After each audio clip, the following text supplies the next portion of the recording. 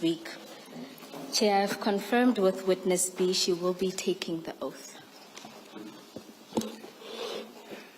Thank you. I think I'm the one in terms of terminology who misled you. I think both are oaths actually, but it's just that one swears and the other one affirms. So don't blame yourself, blame me from yesterday. I wholeheartedly blame you. Witness B, good morning.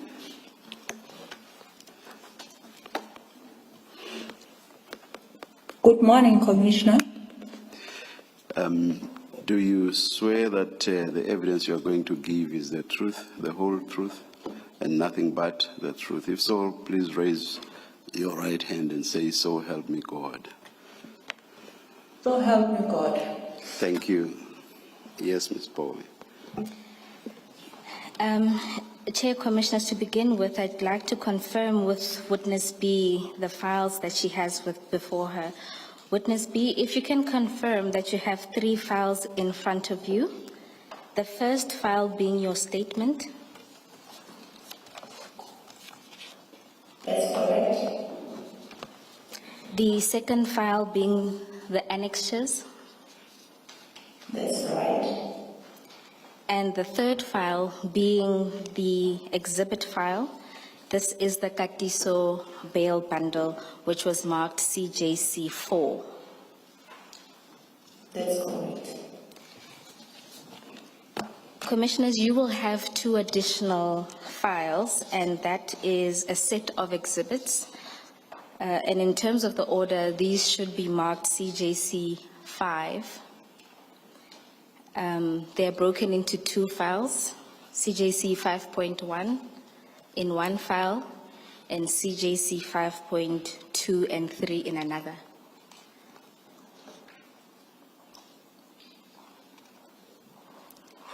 Chair, I've got file 1 of 3, 2 of 3, and CJC 5.2 and CJC 5.3. I think you mentioned something else. What is that? that would be CJC 4 from yesterday, the exhibit file, 4. the Katiso bail bundle.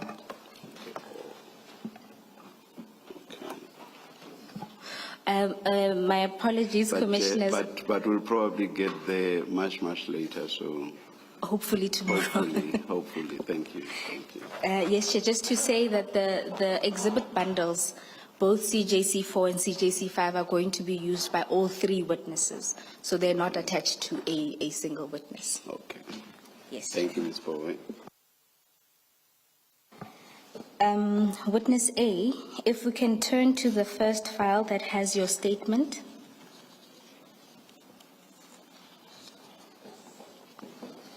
It's in front of me. Please confirm that this is a statement you have prepared for purposes of giving your testimony before this commission. I confirm. And if you turn to page 50 of the statement, please confirm that that is your signature at the end of that statement. Yes, indeed it is. Commissioners, having confirmed the statement, we will now proceed to deal with the contents thereof. For anonymity purposes, we don't propose to deal with much of the service history and part of the introduction. We'll focus on those parts that do not reveal Witness B's identity. Witness B, can you confirm the correctness of paragraph 1 of your statement? That's correct. And in paragraph 2 and 3 of your statement, you deal with the cases you're investigating. Can you briefly take the commission through these cases and the charges that are involved in these cases? Yes. The charges, actually, I'll start by the case numbers It's case number, paragraph and case number 27544, 2024. As I would say, it has its babies, of which it's Brandy, case number 149 of 4, 2024, also Pretoria 77 of 4, 2024, and Sunnyside, case number 2. Case number 286 of 1, 2024. And then the charges there of permanent murder, Its possession of unlicensed firearm, Bramley's possession of unlicensed firearms and motor vehicle, Sunnyside, it's hijacking. Thank you, Witness B. At paragraphs 4 to 6, you deal with your service history. Can you confirm the correctness of these paragraphs? Yes, that is correct. Witness B, at paragraph 7, you deal with the SWAT murder. And before you go into the murder investigation itself, you talk about complexities that you faced. Can you take the Commission briefly through these complexities and the unique challenges you faced?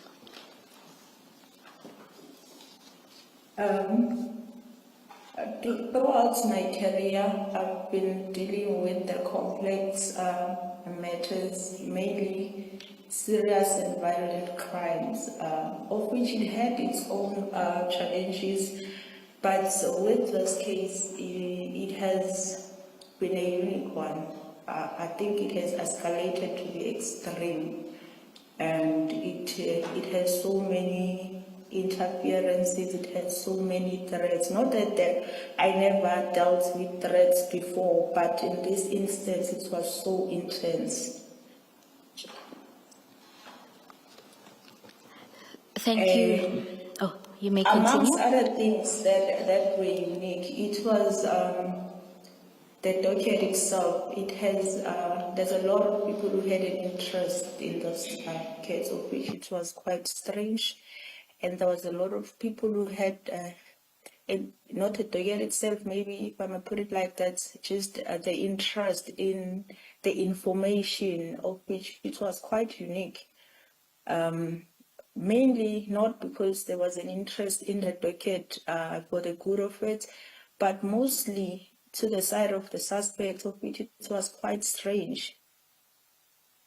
It was like, I don't know how to put it, there was something so special about the suspects that were involved in this one. Because as I have said, I've been dealing with so many serious crimes that some of them worth to be published even in the newspapers and so on, but I've never seen so much interest in those cases. But in this one, there was too much. Can I just ask a question quickly? Witness B, this is Commissioner Khumalo here. When you say there was a lot of interest, was it interest coming from members of the public or from within the service? And at what levels, if it's within the service? Thank you, Commissioner. It was from all spheres, from public to service to all kind of ranks. Thank you, Commissioner Khumalo. Witness B, Witness A spoke in detail about the scene, but at paragraph 8, you deal with your initial attendance to the scenes on the 17th of April. Can you take the Commission through this? Yes, Commissioners, as Witness A have indicated, yes, indeed, we attended the crime scene on the instruction of Brigadier Guashu. Initially, it was just myself and my colleagues, and then we were joined by 2 other colleagues. Yes, indeed, the scene was consisting of 4 crime scenes, of which we'll break it down by saying, mainly we were called to attend the scene at Bribery, whereby the suspects were arrested, and then those scenes, one of that scene, it was divided into two, because there's where the suspect, when they come from Vereeniging using a different vehicle, went in, parked that vehicle there with some certain exhibits, and then they drove in a different vehicle to almost 2 streets away from that street where they were apprehended. So, and then the next one, it was at Ancient One-Stop Garage, it's Kleprefir area, and then the other one, it was at Vereeniging. Us being called to the scene where people were apprehended, it waited for us to be able to coordinate all these 4 scenes in order to get the picture what is happening. Because as much as we were called at Bribery, the murder scene, actually, it was at Vereeniging where everything started. Because that's where Mr. Armand Swart was brutally killed. And then everything started from there when the CCTV footage from the company could identify the vehicles, they were circulated, and then subsequently they were arrested at Bribery. And then what bore Kleprefir 77, or as they were moving from Vereeniging to Joburg, and then one suspect got a puncture, and then he was forced now to stop at Engine Garage at Kleprefir, where he was subsequently arrested. Thank you, Witness B. And at paragraph 10, you deal with the 3 suspects arrested. Can you explain that to the Commission? Oh, yes. As I've said, we first attended the scene at Bribery, where we found 3 people contained at that point, of which we ought to interview each and every one. Subsequently, only 2 were detained. 1 was never detained, given the explanation and the connection to the crime. It didn't warrant him to be arrested. Therefore, the 3rd person that we talk about in this whole thing is the one that was arrested in Kleprefir, who was part of this crime that happened at Vereeniging. Let me first say what happened at Vereeniging. At Vereeniging, there was 2 cars that were there, of which one is an I-20, white I-20 Hyundai, that had 2 occupants who I would say they were shooters, because they were the ones that confronted Mr. Swart and brutally shot at him. And then there was the one that was scouting. But when you look at the video footage, you can see that those both cars, they are together, they're working together, and there's one portion where they signal to each other to show that they're working together.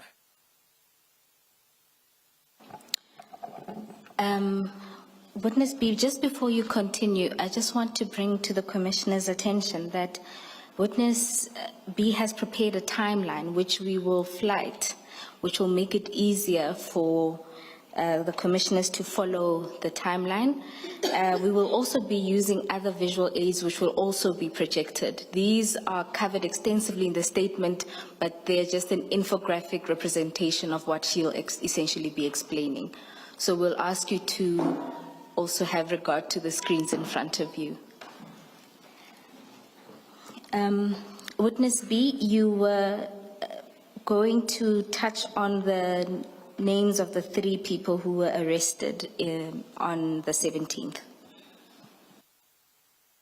Yes, the first 2 people that were arrested at Bribery, it was Michael Puletau, who is an ex-police detective at Johannesburg Detective Branch. And the second one, it's Musa Kekana. And then the 3rd one, who was arrested at Kleprefir, it's Floyd Diego Denny Mabusela. Thank you.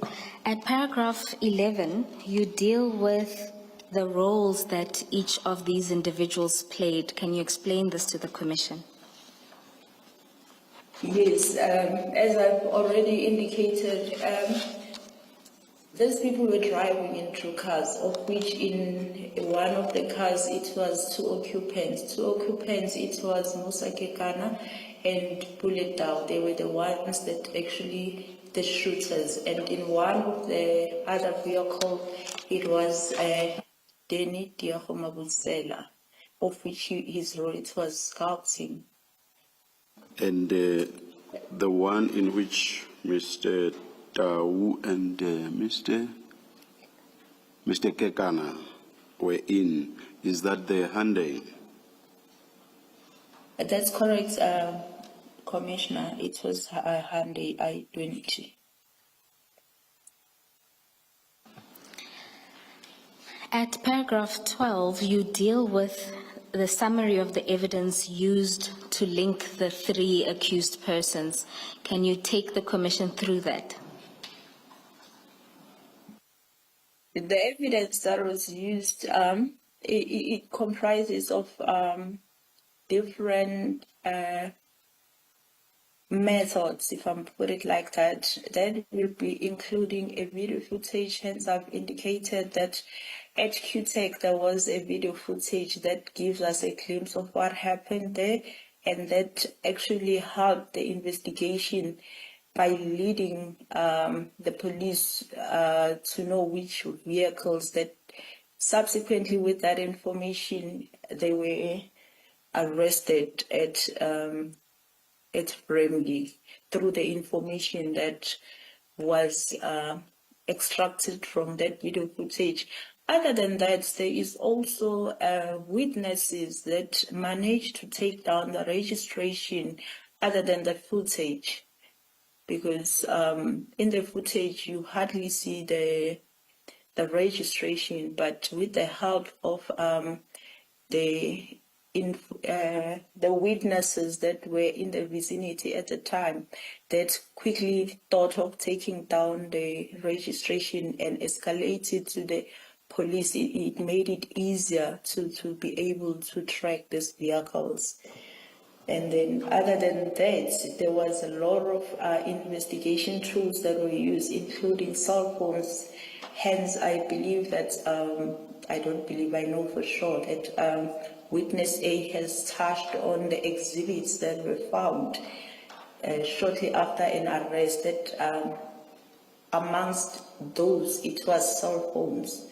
And as much as I was busy with other things, I couldn't follow everything that he told the commissioners, but it worth noting that during the preparation, this kind of matter, it was not just the hit and run one, it was well prepared. Amongst the preparation, it was that the suspect will leave their personal phone, record phone to them at home, and then use what we call burner phones, the phone that is not easily traceable, that will be mainly used for the certain job and discarded. But the fact that all those phones were recovered during arrest, it helped a lot to link the suspects and the crime scene, all four crime scenes, if I may put it like that. Other than cell phones, people, footages, there was also firearms.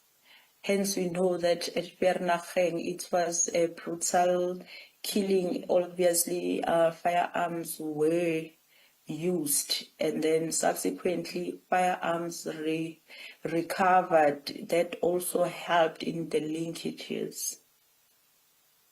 Sorry, Witness B, the video footage at QTech around 7 o'clock on the 17th of April 2024, does it actually show the shooting incident? Because as the Commission, we've only seen the still shots of the CCTV, but the video footage that you have watched, does it actually show the occupants of the Hyundai firing at Mr. Swart?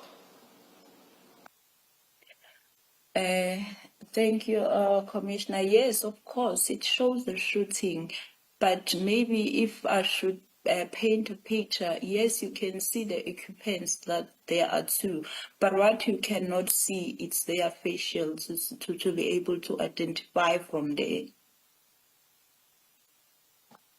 Thank you.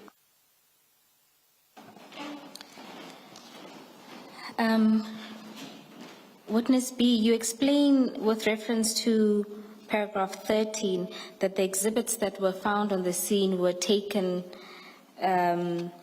for analysis. Can you take the Commission briefly through the types of analysis that you engaged with?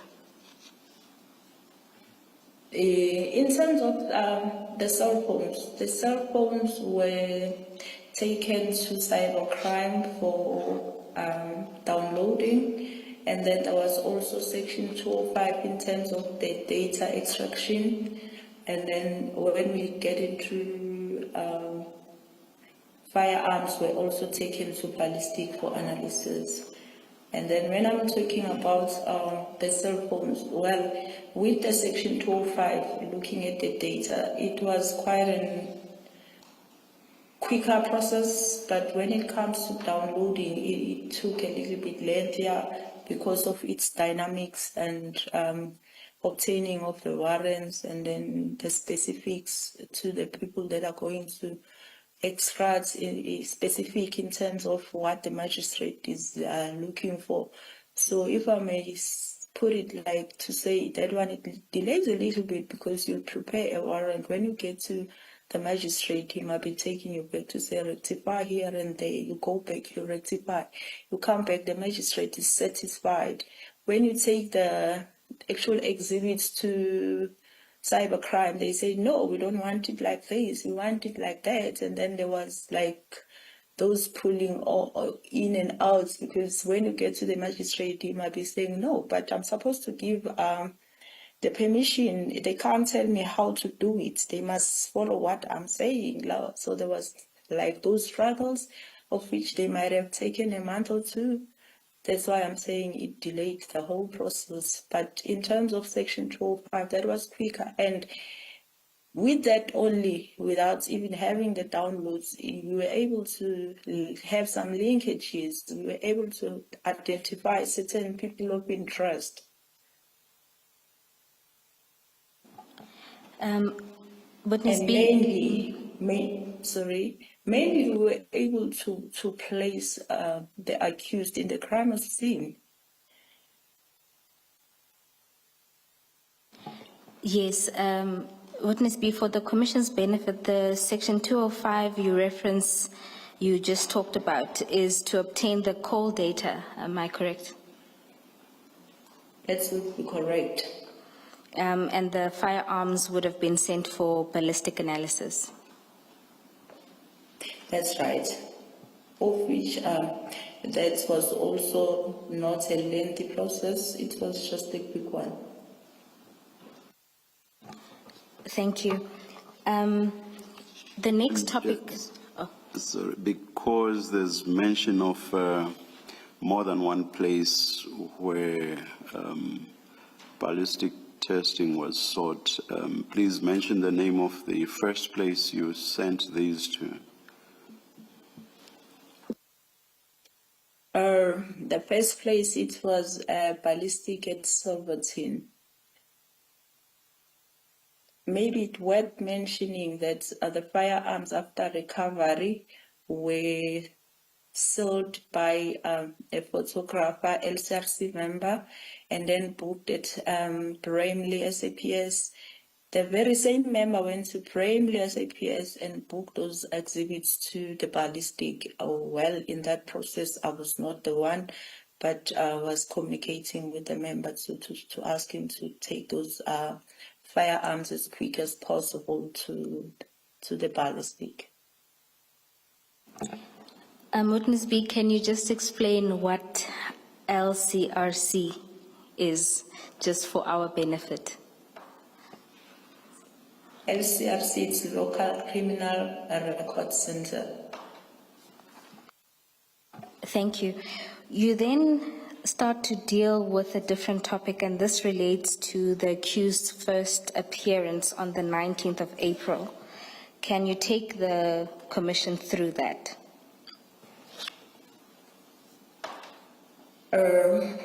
Yes, I will be able to do that. On the 9th, it was the first appearance of the accused at court, and then there was few things that were noted that were unusual. Hence, I've said we've been at court like all our careers, but in this one, there was some unusual things that happened at court. Well, to mention the large numbers of the supporters of the suspects, maybe it's beside the point, but what happened thereof, maybe it worth mentioning. I would say amongst the troops that were there, what we've noted is that the interest more than to be at court, it was on us. As much as we would identify people trying to take a video footage of us, and then some of the things were informed by the security at court because they also noted some strange stuff. Like they came to me, they know me because I've been to that court in the past, and other matters they might be telling me that, hey, these people are trying to take your photo, but we've controlled it and everything. Some of the things that we didn't see, the security informed us about, and there's this one particular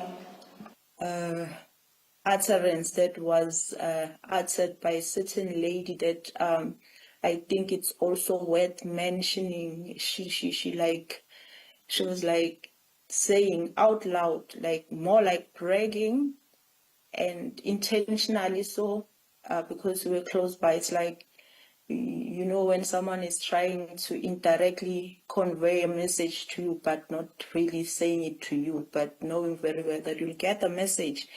She said, Katie will make this thing disappear.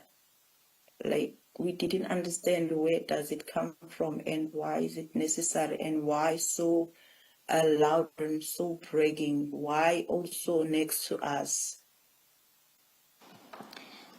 And then after that, after the court, well, all that happened, we noted after the court, when we have to disperse now, I've noted that most of the people that were at court now, we were all out in front of the court, but we were standing like not far from each other, still briefing with each other. I was briefing with my colleagues. They were standing just there looking at us. And I've noted, and I told my colleagues to say, you know what, those people, I feel like they want to see which car are we going to ride in. I don't feel comfortable going to the car because I was supposed to drive my car all alone, and I didn't feel comfortable about that. And then, but anyway, the team felt that we will stand here until when, if they don't move. If eventually they want to see that and they invested to see it and they won't move until we move, and then we'll wait here until when. And then I asked one of my colleagues to come drive my car because I didn't feel good about it. And then indeed we drove in 3 different cars, and then witness B being the one at the back, I guess he touched on this, and then he noticed certain things, and then he contacted us about those, and then we stopped at the garage not far in the town there, and then we debriefed, and then we tried to say, let's now you keep driving, like not jumping into that car because I cannot drive alone now. And then let's see if they're still following us. And then indeed, they keep on following us, of which it was noted they even tried to drive us off the road. And then amongst the cars, if I may make mention, at a later stage, we will get to know who are they linked to. Not all of them, but one of the cars that were in the convoy that was following us, driving us off-road, when we were doing other duties, where these suspects are concerned, we find it parked there in that house. So we started to recall to say, oh, but this car is one of those cars. Witness B, I'm going to take you back just to ask, in high-profile matters, is it regular for the people in the gallery to have an interest in you, or was this something that was unusual? It was very unusual. It was very unusual. People, they might become, support the suspect and all that, but not really to take interest in us. And when you deal with the cars that followed you after the proceedings, you mentioned that one of the cars you spotted while you're doing investigations over there. You said a house over there. Are you at liberty to disclose where you saw some of these cars at a later stage? Okay. Maybe I'm gonna jump the miles now, because with everything, the arrest on the 19th, there was bail applications, there was bail on new facts, and subsequently one of the accused got a bail on new facts, and he was given strict instruction to stay at home in Warawa. And then I was also tasked to time and again to go and check him, of which I didn't for the longest time. But on that one day when I decided to go and check him in his house, that's where I found the very same car that I'm talking about parking outside his house.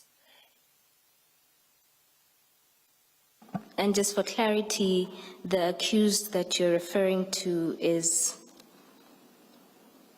It's Mr. Puletau. And what car was this? It was a RAV4.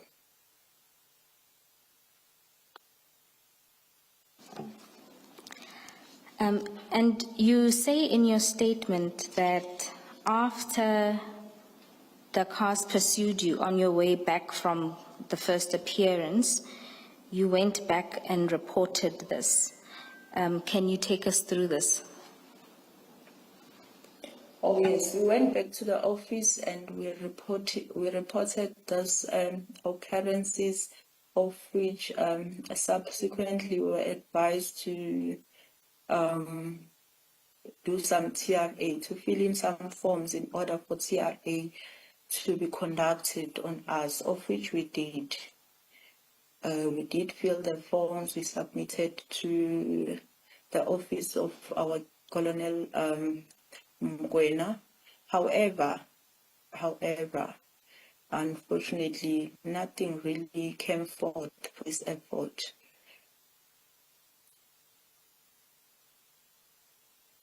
At paragraph 19, you explain that at that stage you didn't fully appreciate the gravity of the case. Can you explain why? As much as we have seen that we have been followed and all, at the back of our minds, it was like, okay, they're trying to intimidate us. We didn't know how deep it is, because even when we were confronted for the first time by the name Katie, who's gonna make this disappear, we didn't really at that point know who's Katie, how is he connected to, how is he gonna make this disappear, what powers does he hold to make this disappear. As much as we were aware that this has a potential danger, but the degree we didn't really understand it at the time. And did this inform you not escalating this formally with your commander?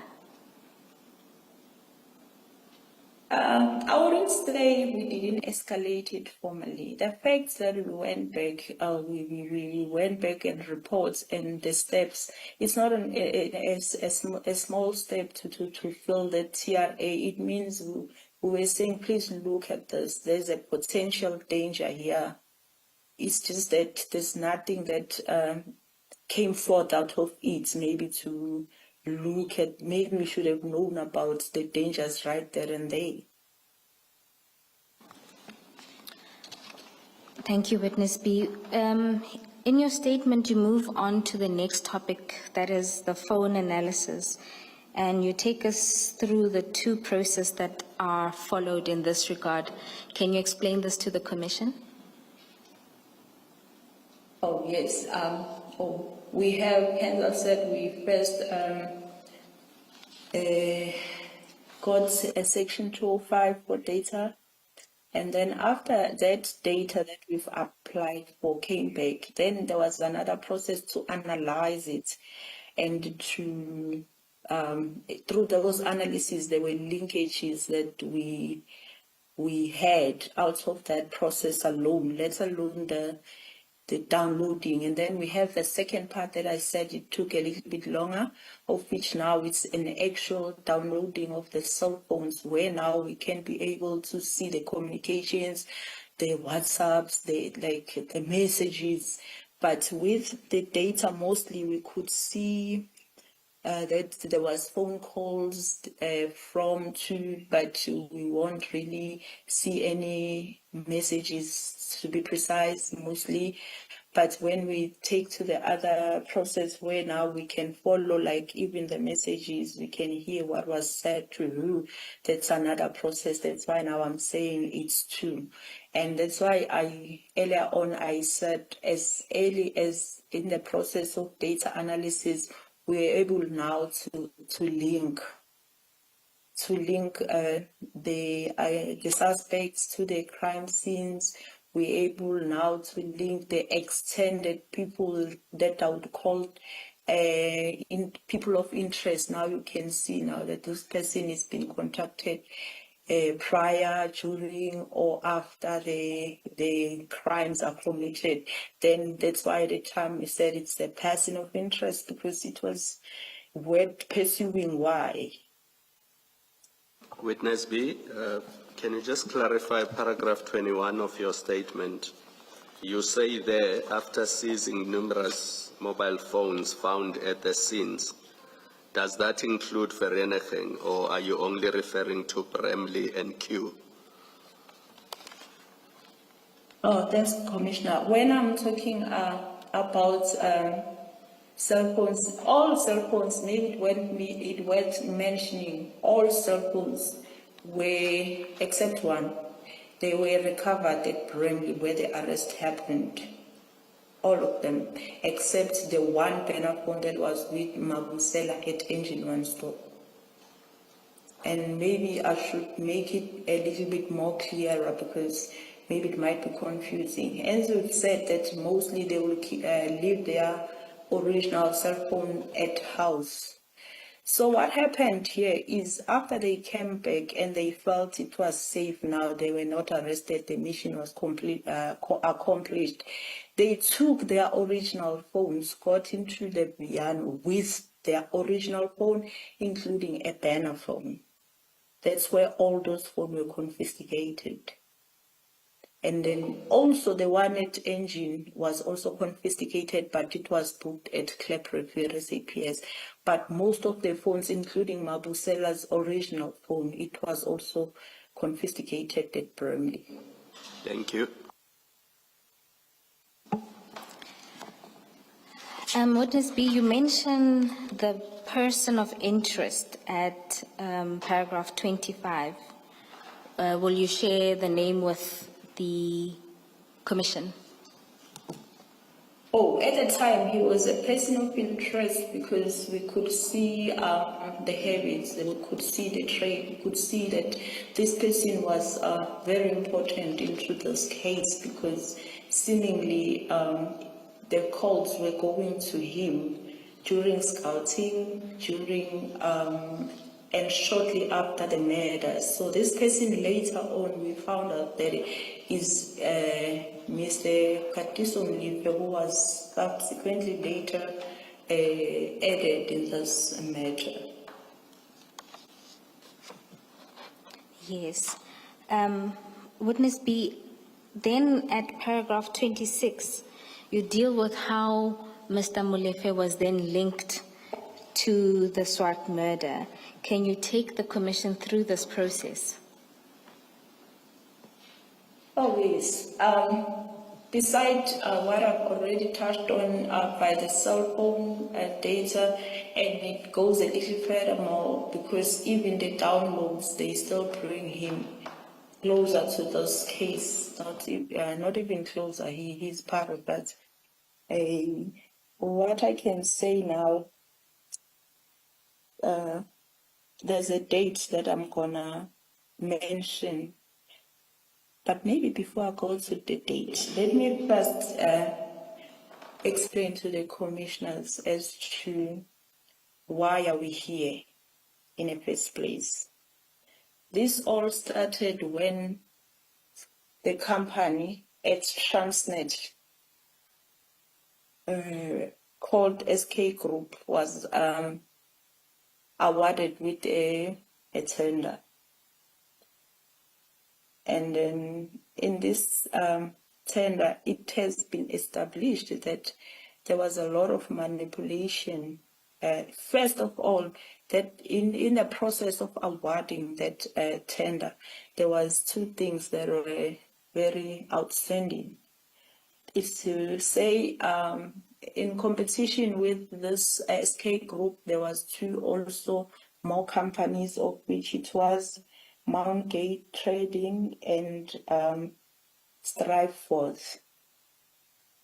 And then as investigation progresses, we learned that this Mountgate and Strikeforth, they actually domained companies, meaning there was no competition in the first place for the SK.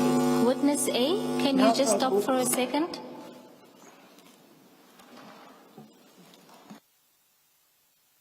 Our apologies, Witness B. We were just having a technical difficulty. Can you explain the scheme again, the Transnet scheme? Okay.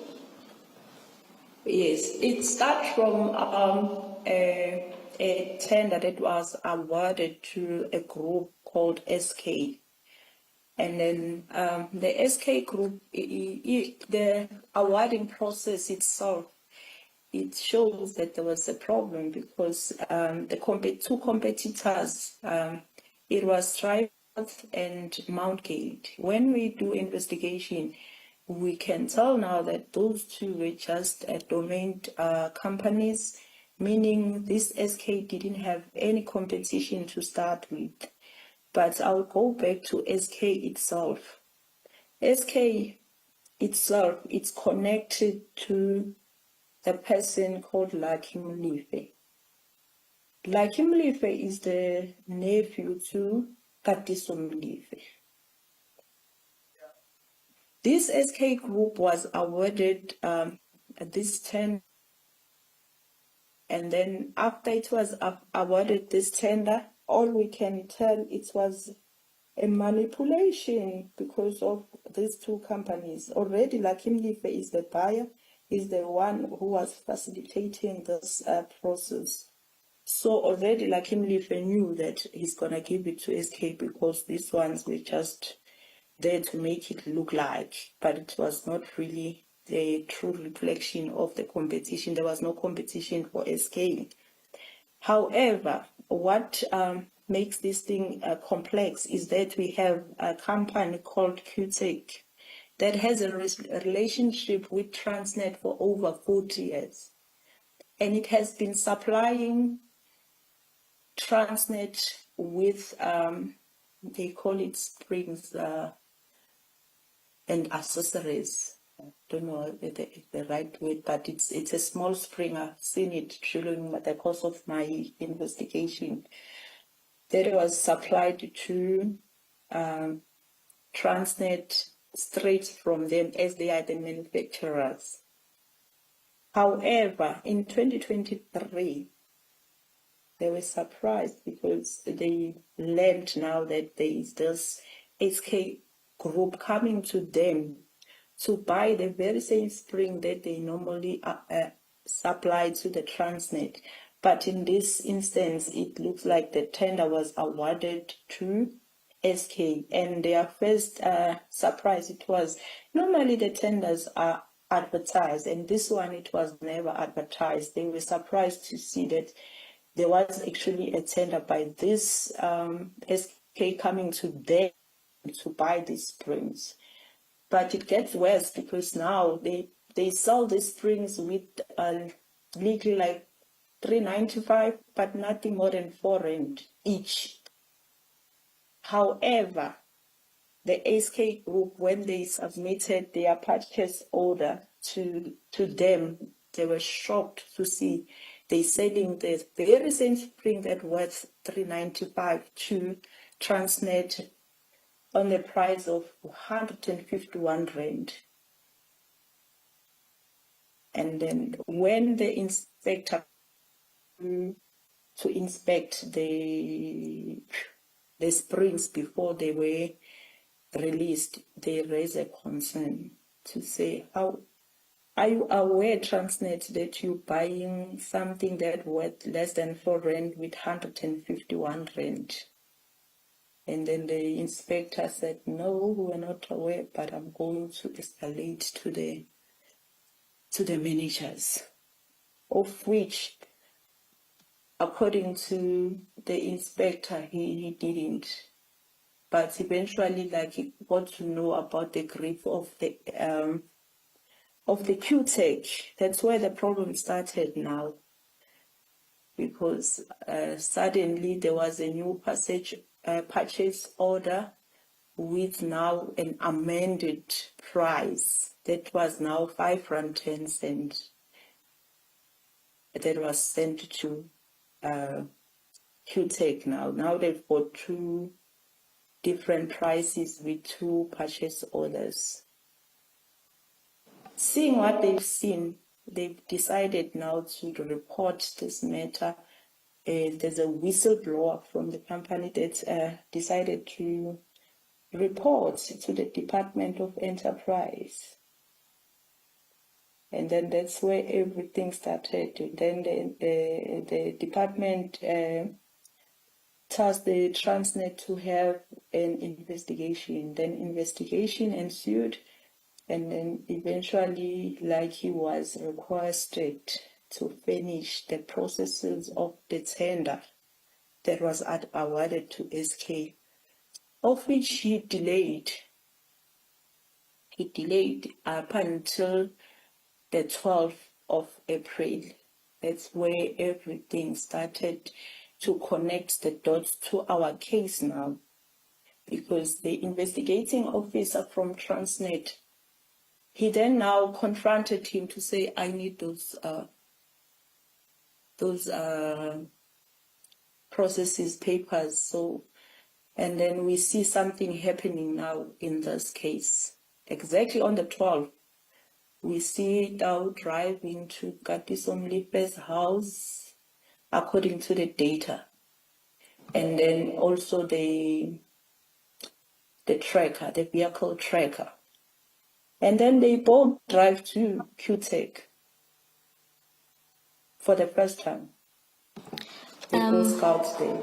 Witness B, And that's before you move on to that portion, perhaps to just point out to the commissioners that the scheme is described at paragraph 36.3 until 26.3 till 26.5.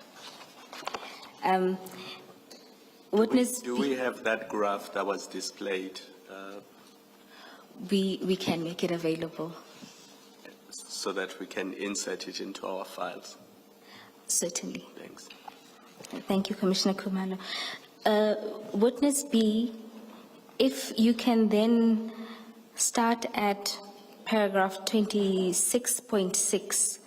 This is now where you deal with the relationship between Mr. Lucky Molefe and Katiso Molefe and his, I guess, the request for assistance in this regard once the scheme was discovered. Yes. This is now, as I've said, that on the top, that's when now the investigating officer from Transnet requested those documents from Lucky. And then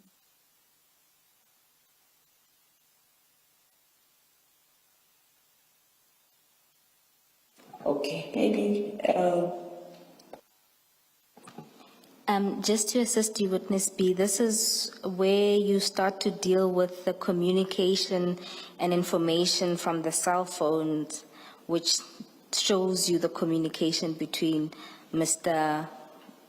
Molefe, Lucky Molefe, and Mr. Katiso Molefe, as well as Mr. Puletau. the communication, it's mostly between Mr. Mlive and Tau, and then we then see them meeting like personally on the for the first time on the 12th. After like we learned that he was requested to bring the papers, but instead of like bringing the papers, we see action happening between Tau and Mlive. When they start now going to the very same QTech to scout.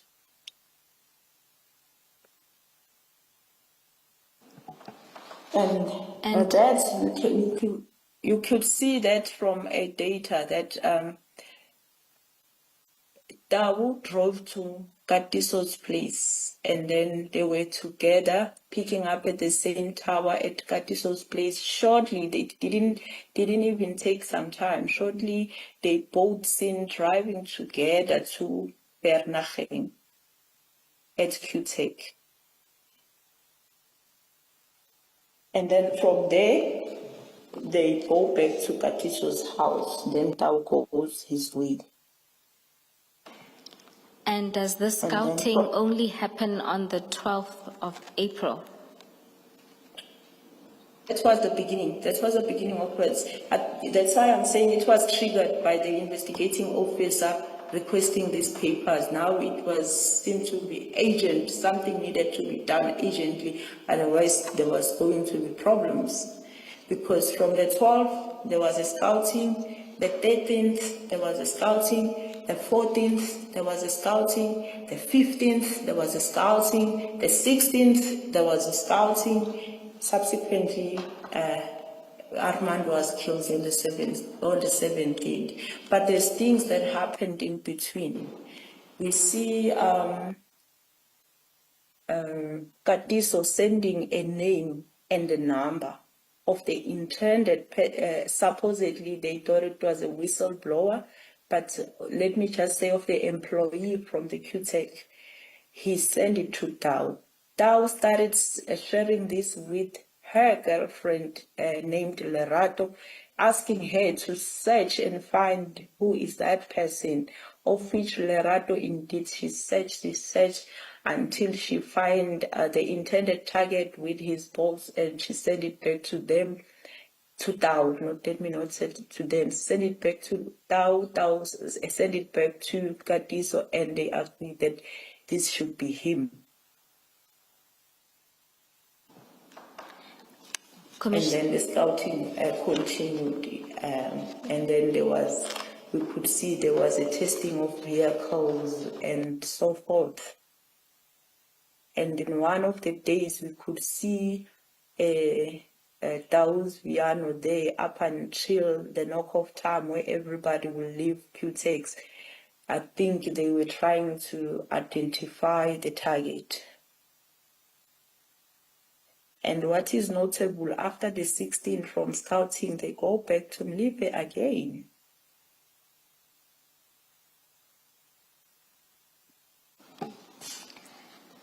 Thank you, Witness B. Commissioners, this is described in detail at para 26.8 and the sub-paragraphs thereafter. Maybe just before you leave 26.8, Witness B, you say at one point Katiso Molefe sent details of employees of QTech to Mr. Tau. That's correct, Commissioner. Yeah. That's when now he sent the cell phone number of the person that was intended to be shot, that was believed to be a whistleblower, and the name. I don't know if it's safe to call out the name of the victim. No, witness B, that's not necessary. But it was not Mr. Swart, is that correct? No, it was not Mr. Swart. It may be worth me mentioning that in all of this, unfortunately and sadly, Mr. Swart was never the intended target. It was a mistaken of identity. I don't think we should get to who the actual whistleblower is. Let's leave it there for their own safety. Yes. Yes. Yes. Commissioners, just to cross-reference, this would be the annexures that witness A went through yesterday with all of the stills. So that information is contained there. Can we? Yes, it's what I was going to raise.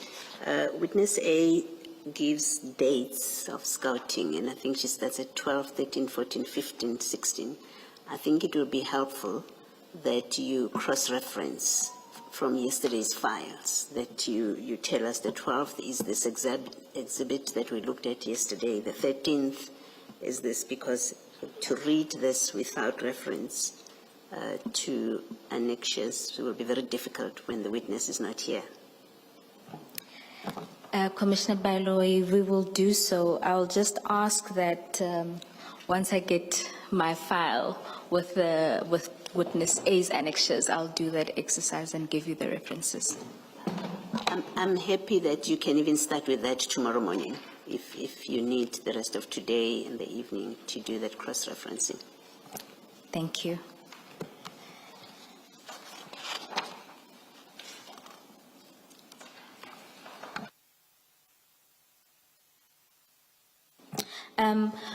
Witness B, at paragraph 20. Sorry, before you move off this, at paragraph 26.8.4, and perhaps Ms. Bowe, it still falls in the category of what I'm asking, what I've asked that you do for us. There, the witness says, on 12 April 1st, Mr. Dow is seen driving to Mr. Mulefe's place, and then they both drive to the location for scouting. I don't recall, and the witness, you can remind us, I don't recall that we saw evidence that they were both in the vehicle. I do recall the evidence about the vehicles, the vehicle going to Mr. Mulefe and then it leaving. Is there evidence that they were both in the vehicle? And perhaps when you do the exercise that I've asked for, you can try and locate that.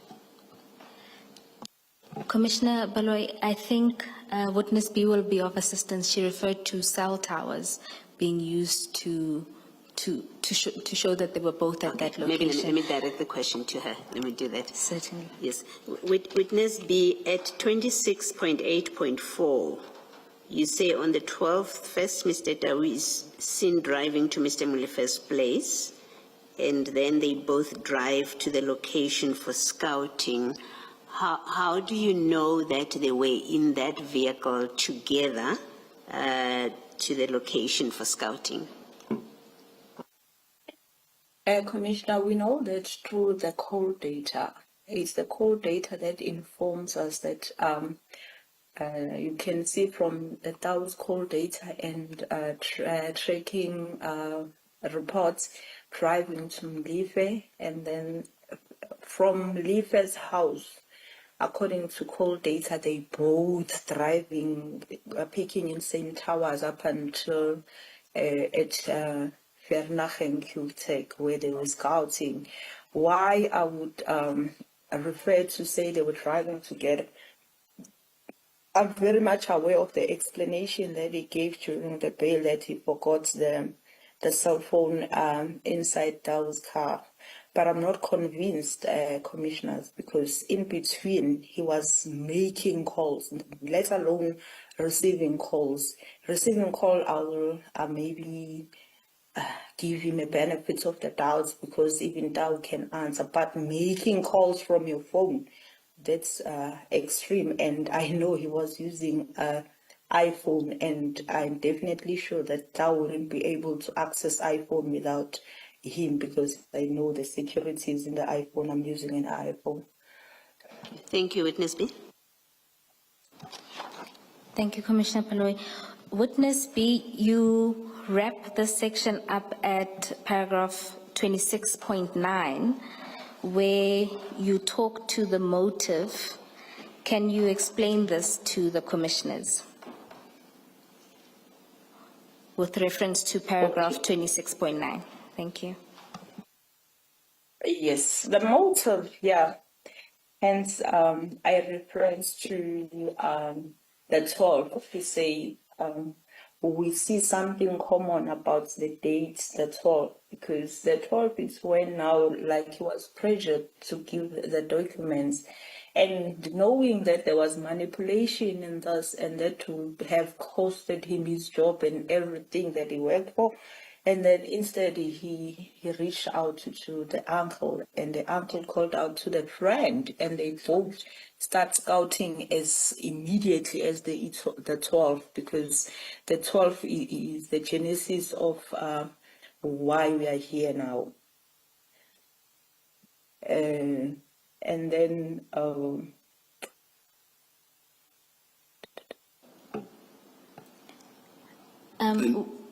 Oh, sorry, Witness B, what's your belief that Mr. Lucky Mulife ordered the hit based on? it's based on this SK tender and the whistleblower, because, Commissioner, the actual person that was intended to be killed here is the whistleblower that was blowing the information in this SK tender thing.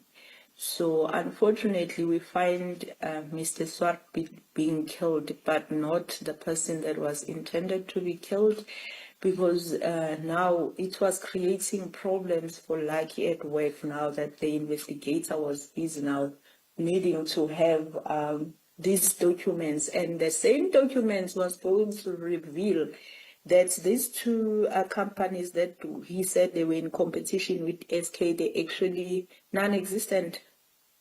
And the SK itself, it has its own problems, because the investigation has revealed that even there it was a pawn in Lucky Mlife and Tapelo Mlife, who's the son to Katiso Mlife's pawn, because when the money was paid now, maybe I don't know if I'm going too forward, but when the money was paid now to this SK, what happens? It gets paid to SK account, but the whole amount is transferred to Tapelo Mlife's account, and Tapelo Mlife is the one paying people, including the so-called director of SK. He's getting as little as 30,000 out of 1.2. So now it tells you who are the mastermind of this SK group and this tender. And it gives you a clear picture why Mr. Mlife was interested and had to do something. Because he was protecting the interest of his own son and the nephew. I understand about calls or other contact between some of the people alleged to be involved in the murder, that is before the murder, and even the report to Mr.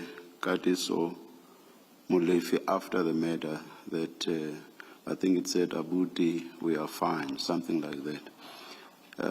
So I would understand the basis for inferring or concluding that Mr.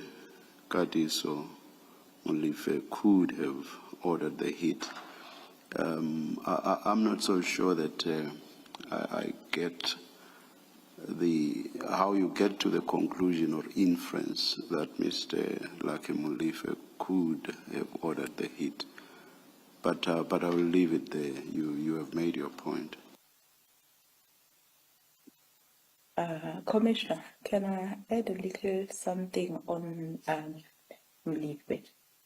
Yes. Mlipe meaning Lucky. Lucky is the person who awarded this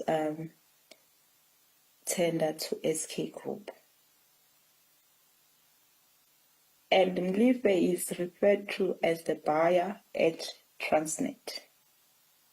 Definitely, Mlipe, like he's not the first time he buys these certain springs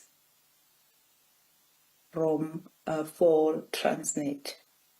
And Mlipe is at the liberty to look at the history in the system for the people who have been supplying them with the springs, of which at the most, the people that maybe were expensive, they were not above 6 rand mostly. I'm not talking about where he facilitated, where other employees facilitated the process. The least is 6 rand. But in every tender where he was involved, it's 100 plus. So, what I'm trying to put out there is to say, Mlipe, it's not only this tender that he awarded in this fashion. So opening an investigation for him, it was crucial because it was gonna expose not only this and others as well. That's why this whistleblower had to be taken care as quickly as possible before everything comes to light. And perhaps witness B, just to clarify with reference to the infographic, there's a dotted line next to Molefe on the right where you mentioned that further investigations have found other schemes. Can you explain that briefly? That's correct. Unfortunately, that's is still under investigation, but it's safe to say it's more than one. It could be 10, 15 or 3, but it's more than one. Thank you, witness B. Sorry, Commissioner. One last information that I forgot to include where QTech is concerned. That's why it was so important to eliminate QTech, is that on the system, they've been having this relationship with Transnet for over 40 years. But when at the first value investigations were done, it was so strange that they were not appearing in the system. Somebody had deleted them so that it can never be seen.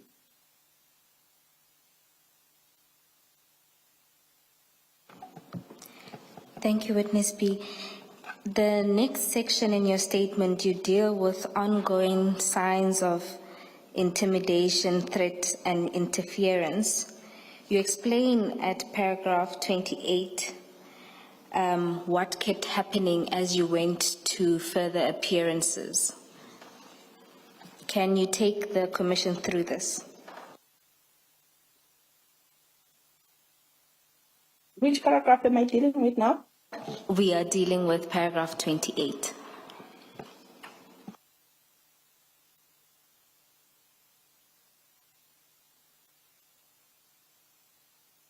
I'm trying to follow so that Just to explain to the commissioners that the witness has a slight problem with her eyes, so we are trying our best for her not to read, so sometimes that's why we give cues. Yes. This is where you talk about some of your experience with the ongoing court appearances. Oh, yes. That will be obviously not ongoing signs of intimidation, threats, and interference. Yes, Chair, that, but with reference to when they go to further appearances, that's the first line of paragraph 28. Oh, thank you, thank you. Oh, yes, the following, it's worth noting that it was not for the first appearance only. It has been going on, and then people trying to take photo of us, it has now became a thing.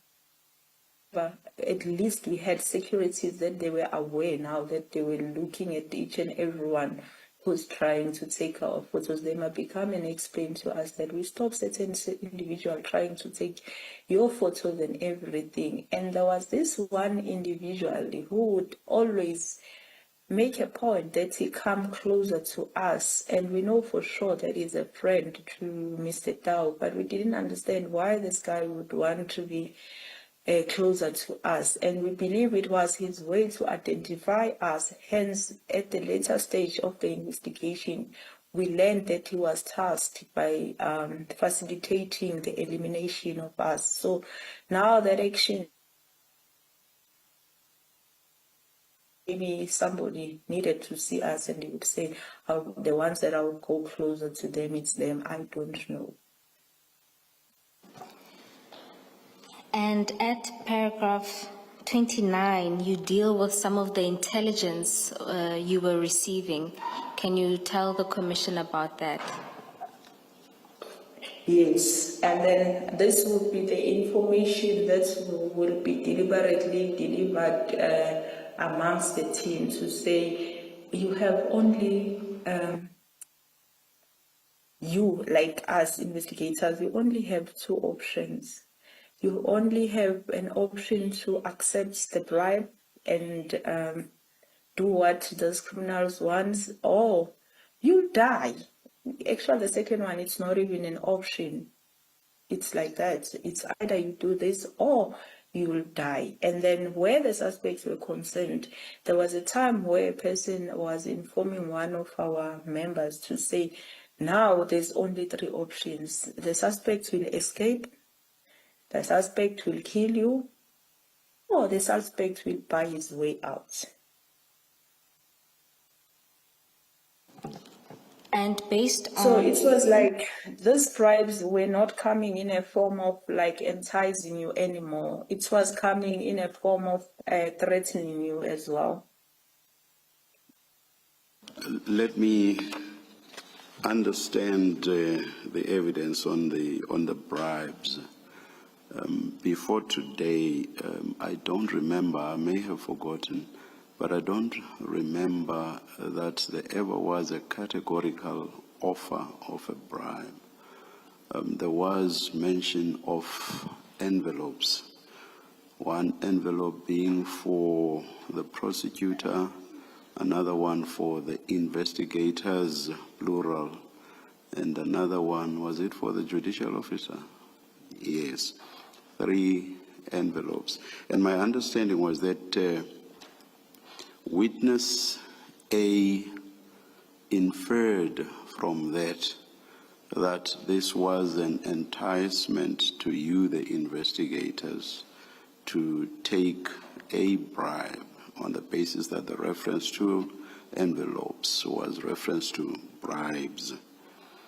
He never, if I'm correct, ever said that an offer was made. Here's a bribe. Take it. If you don't, B will happen. I may be incorrect.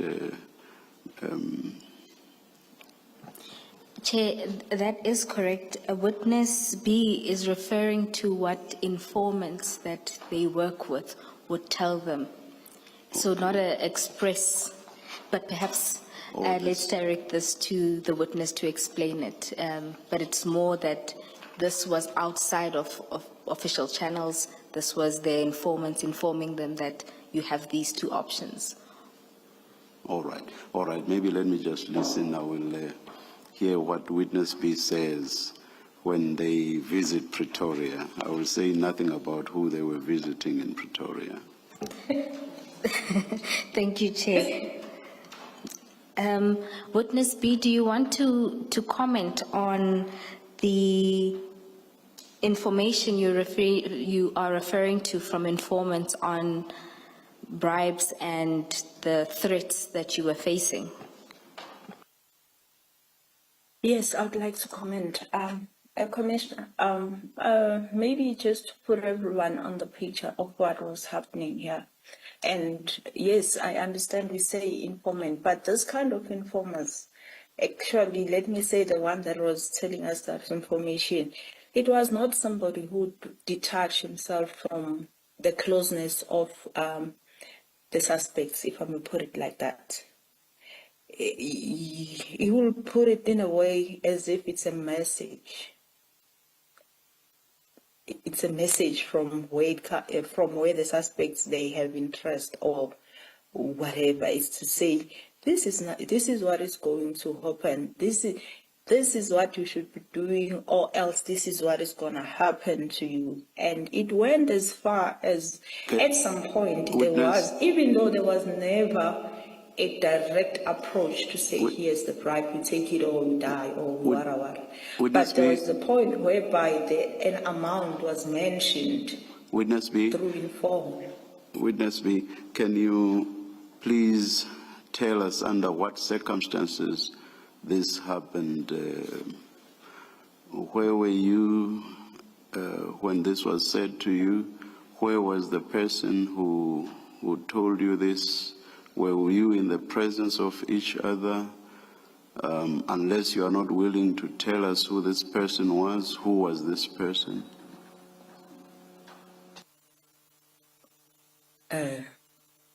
Cannot say who was the person, but I would say this information to me, it gets to me through the colleague, because this informer is directly reporting to the colleague. I was saying at some point, the very same informer told the colleague that the amount that was already paid to the investigators, let me say to me in particular, he said I was paid 1.2 meter. And this information comes shortly after Dow is granted bail. He said, you see, I told you that this person has been paid. Like he's speaking from the point of knowing, even knowing the amounts. And everything that he has warned my colleague about, it's happening. So it's easy to believe such person when he says tomorrow this person is going to get paid and the person gets paid. Now he tells my colleague that I've been paid 1.2. So he was supposed to believe even that. But unfortunately, he knows me better than that. And are you also not willing to tell us who the colleague was? Oh, Commissioner, can't. Chair, I'm going to have to protect the witness from you. Sorry? I'm going to have to protect the witness B from you for a little bit. And I think they will touch on the fact that sometimes referring to colleagues compromises them at the stations they work at. So they aren't able to reveal that. Well, the witness must tell me that. The witness must tell me that I did not for 1 minute suggest that I was going to press. If for whatever reason the witness says they are not willing to divulge who the colleague is or was. Thank you, Chair. Witness B, can you explain to the Chair why it is you are unwilling to divulge the name of even your colleague? It's going to expose the identity.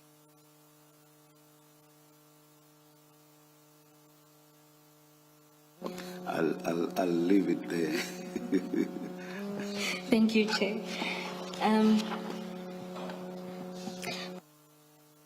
Witness B, you explained that after the escalation or ongoing threats and intimidation, you took measures to protect yourself. Can you take the Commission through what measures you adopted? this happens shortly.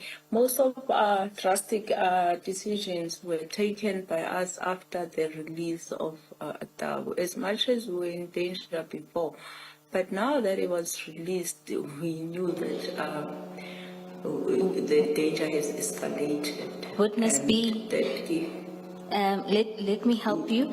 We are at paragraph 29 of your statement, so we are not at Mr. Tao's release yet. This was when you stopped driving. Oh, yes. No, what I did there, I was really afraid to drive the vehicle that was assigned to me, a state vehicle, because that vehicle I've been driving it since it was handed to, first time it was, I was driving that vehicle. So it was easy to track me on that vehicle. Therefore, I was afraid to drive it. And I gave it to my colleague to drive it, and then I stopped completely to drive it. And at paragraph 30, you refer to assistance that was given from a private security company. Can you explain this to the Commission? Yes, this assistance happened shortly. Hence, I'm saying maybe I'll be too forward because some of these occurrences happened shortly after the Tau was released. Even me stopping driving the vehicle, that was exactly the time when I stopped driving that vehicle, and then we got assistance from the private security that was helping us during the course of investigation, giving us protection, because it was becoming so impossible now to do investigation out of fear, knowing that Tau is out there, and we learned that he already, while inside, tried to facilitate our assassination. Then now that he can do it himself, it was so difficult. And at paragraph 32, you deal with the threat and risk assessment that you initially done. Can you explain this process? And then after this now, before we even go for this TRA, we first, maybe it's time now I start immediately after that was released what happened. That was Friday. On the following Saturday, we had to regroup, me and my colleagues, to Okay, Witness B. look at how. Witness B, let me stop you because chronologically that happens a little later. So perhaps before we deal with the drastic steps that you took after Mr. Buletau's release, let's first deal with then the meeting with General Shibiri that happens in the 15th of May. So you deal with this at paragraph 34 of your statement. You start from the call you receive from Colonel Mukwena. Can you take it from there? Oh, yes. And then on this day, it was after hours. I was at home already. And then I received a call from Colonel Mukwena. And then he told me that he was with General Shibiri, and he had over Witness B? Shibiri through Colonel Mukwena. Witness B? Can we stop for a second? I think the connectivity is bad. Can you say something just so that we can hear that it's gotten better? Can you hear me? Yes, yes. Please start again from the call that you received from Colonel Mokoena.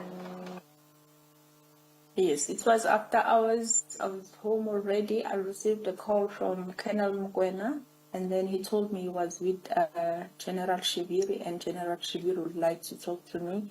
He then handed over the phone, and then I spoke to the general, and the general was basically asking me questions, trying to understand the whole case and the linkages and everything. Therefore, unfortunately, I was not in the liberty to do that. I feel so uncomfortable to do that over the phone because after realizing the people we're dealing with, that they were too sophisticated, so we're not really discussing any of the cases concerns over the phone. Therefore, I explained that to the general to say, I don't mind giving general the brief case, but I can't do it over the phone for this and that reason, of which he understood. He said, okay, cool, and then you can please come to my office so that you can give me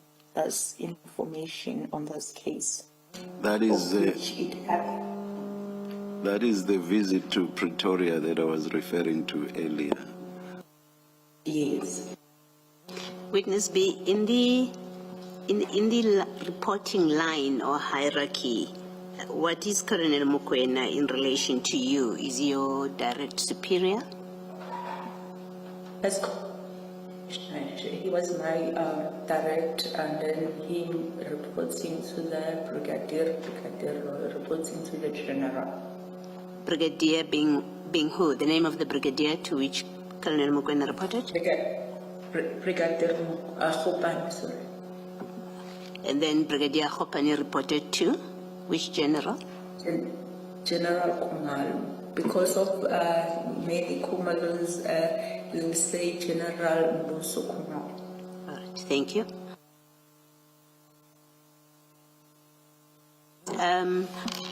I don't recall whether yesterday we got the name of Colonel Mokoena. His first name? I know him as Colonel Mugwena. I don't know his first name.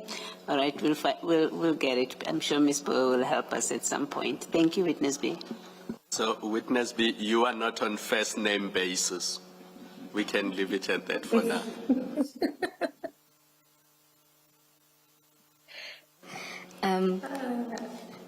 Thank you, Commissioners. We are about to go into the content of the meeting, and I note slightly early, 3 minutes before tea. Perhaps, Chair, this is an opportune time to break. Let's adjourn and resume at 1:15.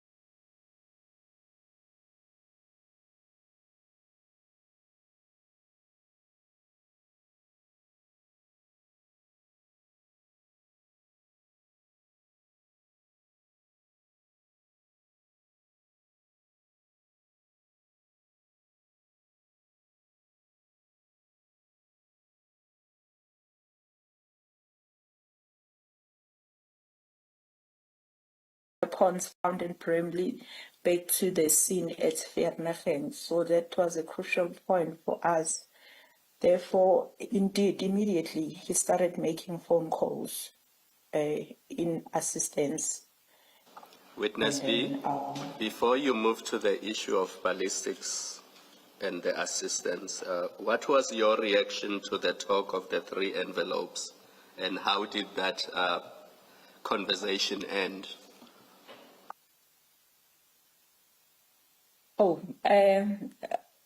My understanding, hence I've just indicated to the Commission that for me it just became uncomfortable because I didn't think me and the General would have such conversation, because according to me it's wrong. Even if maybe the General knows of that, he can't tell me as a junior about it.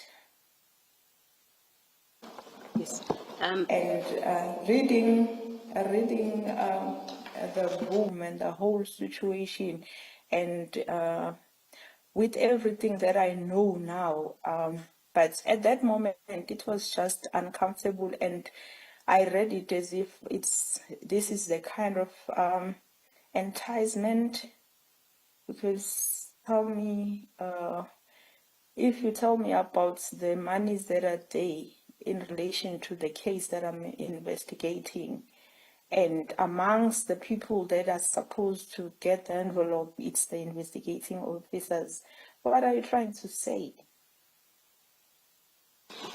Witness B, the slide that we are looking at says the meeting with General Shibiri was on the 16th of September, and yet your statement says 16th of May, I beg your pardon, and your statement says the 15th of May. Which is the correct date?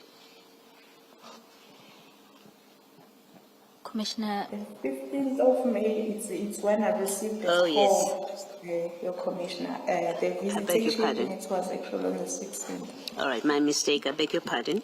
Secondly, the slide speaks of a JMPD officer confirmed to have tested plates for the murder, and sent to KT. What is that all about? It's to summarize, to understand.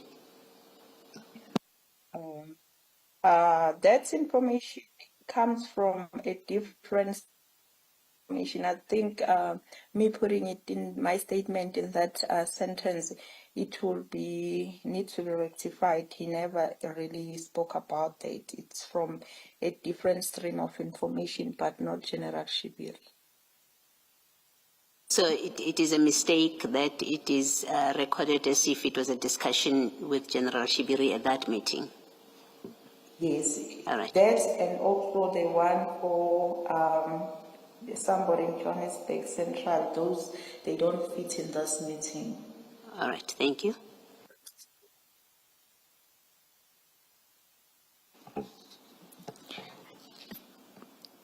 Thank you, Witness B. You explained that after the meeting, on reflection, you drew a conclusion about why General Shibiri called you to that meeting. Can you explain to the Commission what that was?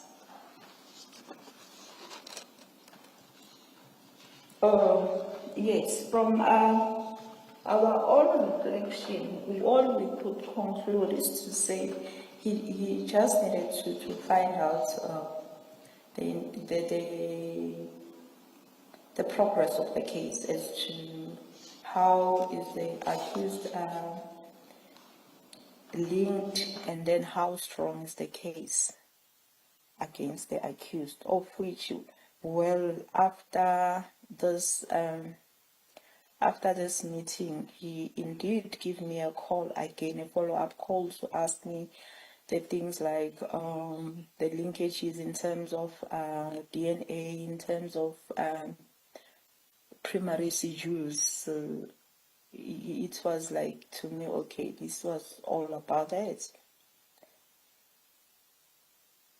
Witness B, if you could just allow me to take you back a bit.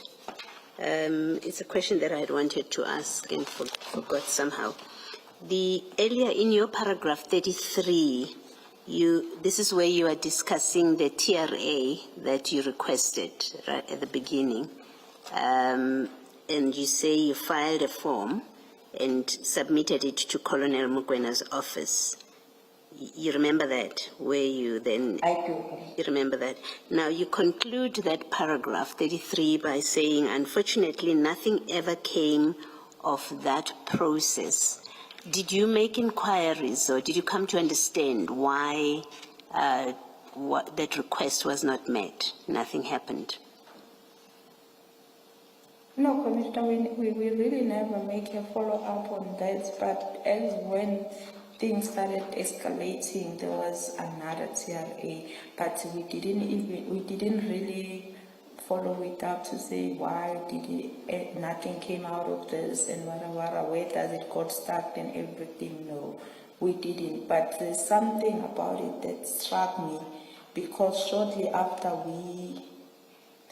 we filled this form, the very same information from the stream of from witness A, he touched on this, of which it was so strange to say there's nothing coming forth out of this, but he seems to know something about this TRA, because he made a comment to witness B to say, oh, these days I understand you are belonging to General Kalakala, knowing that General Kalakala's office will be the one handling the TRA. It struck me to say, how did he know? Because even inside here home, we don't get any feedback, but he seems to know. So, if just to make sure I understand, are you saying that after you submitted the TRA, an informant came to know about it?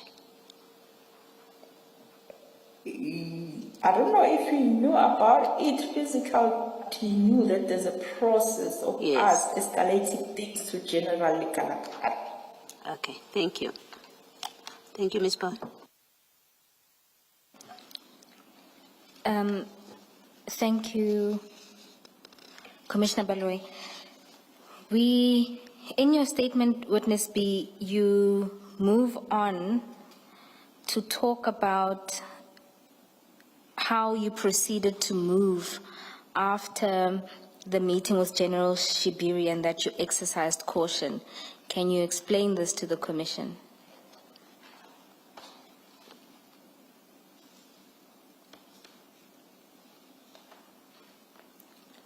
Can you please direct me to the paragraph meaning to be on the same page? This is at paragraph 40 of your statement.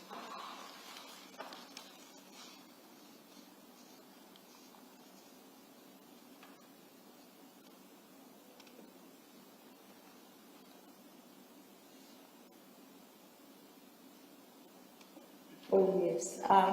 This is where now we took measures about the case itself as to how to treat it, as to who do we communicate with in terms of this case. And besides that, we are also instructed by Brigadier Guashu after she learned that we already had a meeting with the general without her knowledge. Then there was a strict instruction that she gave to us to say, this case is too sensitive. Therefore, I would appreciate if you only give progress to me or to General Khumalo. Those were the only two people that were supposed to share any information where this case is concerned, because even in the group chat, we never really said anything where this case is concerned. Thank you, Witness B. In your statement, you then move on to the ballistics investigation. And at paragraph 41, you begin with the call that you received from Colonel Mokoena telling you about a telephone call from General Shibiri. Can you take the commission through that call? Yes. I don't remember the exact dates, but it was between May and July and June, actually, early June. I received a call again from my Colonel Mokoena. He informed me that General Shibiri has called. He said that the report is ready, I can collect. And then I went to Ballistic together with other colleagues. I didn't go alone. And then we went there. On our arrival, we went to the office where the report is supposed to be handed, because there's a specific office. When we got there, we were told that we should wait. The report is- Witness B, did you move away a little bit from the computer? Your voice is fading, Witness B. Can I try again? Try again and just a little louder. Okay. It's been end of May. Witness B, can you hold on 1 second? Did you make any movements to where you were sitting? No. Oh, no, it sounds better now.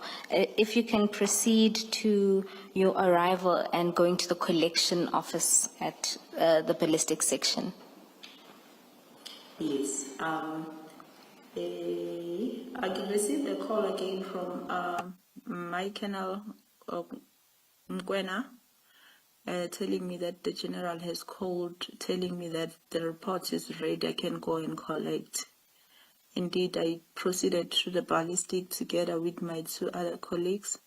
And then on our arrival, we went to the office where they issue the reports, only to find that they said, no, the report is not with them, we must wait for the analyst, of which he came, and then he told us, no, there's a mistake on the report, and then he needs to rectify it. Then he took us to his office. Witness B, Where, before you move on to what happened at his office, do you want to identify the officer you were dealing with? yes, at the time that was Warrant Officer Mahotlo, but currently it's Captain. Thank you. And what happened when he took you to How his do you office? spell that for the transcript? Can you please spell that for the transcript? It's M-A,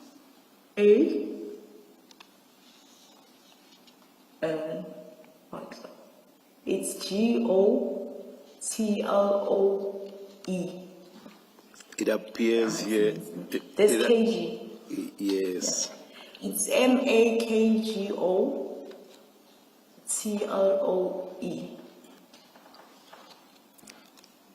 Thank you, Witness B. So you proceeded to his office?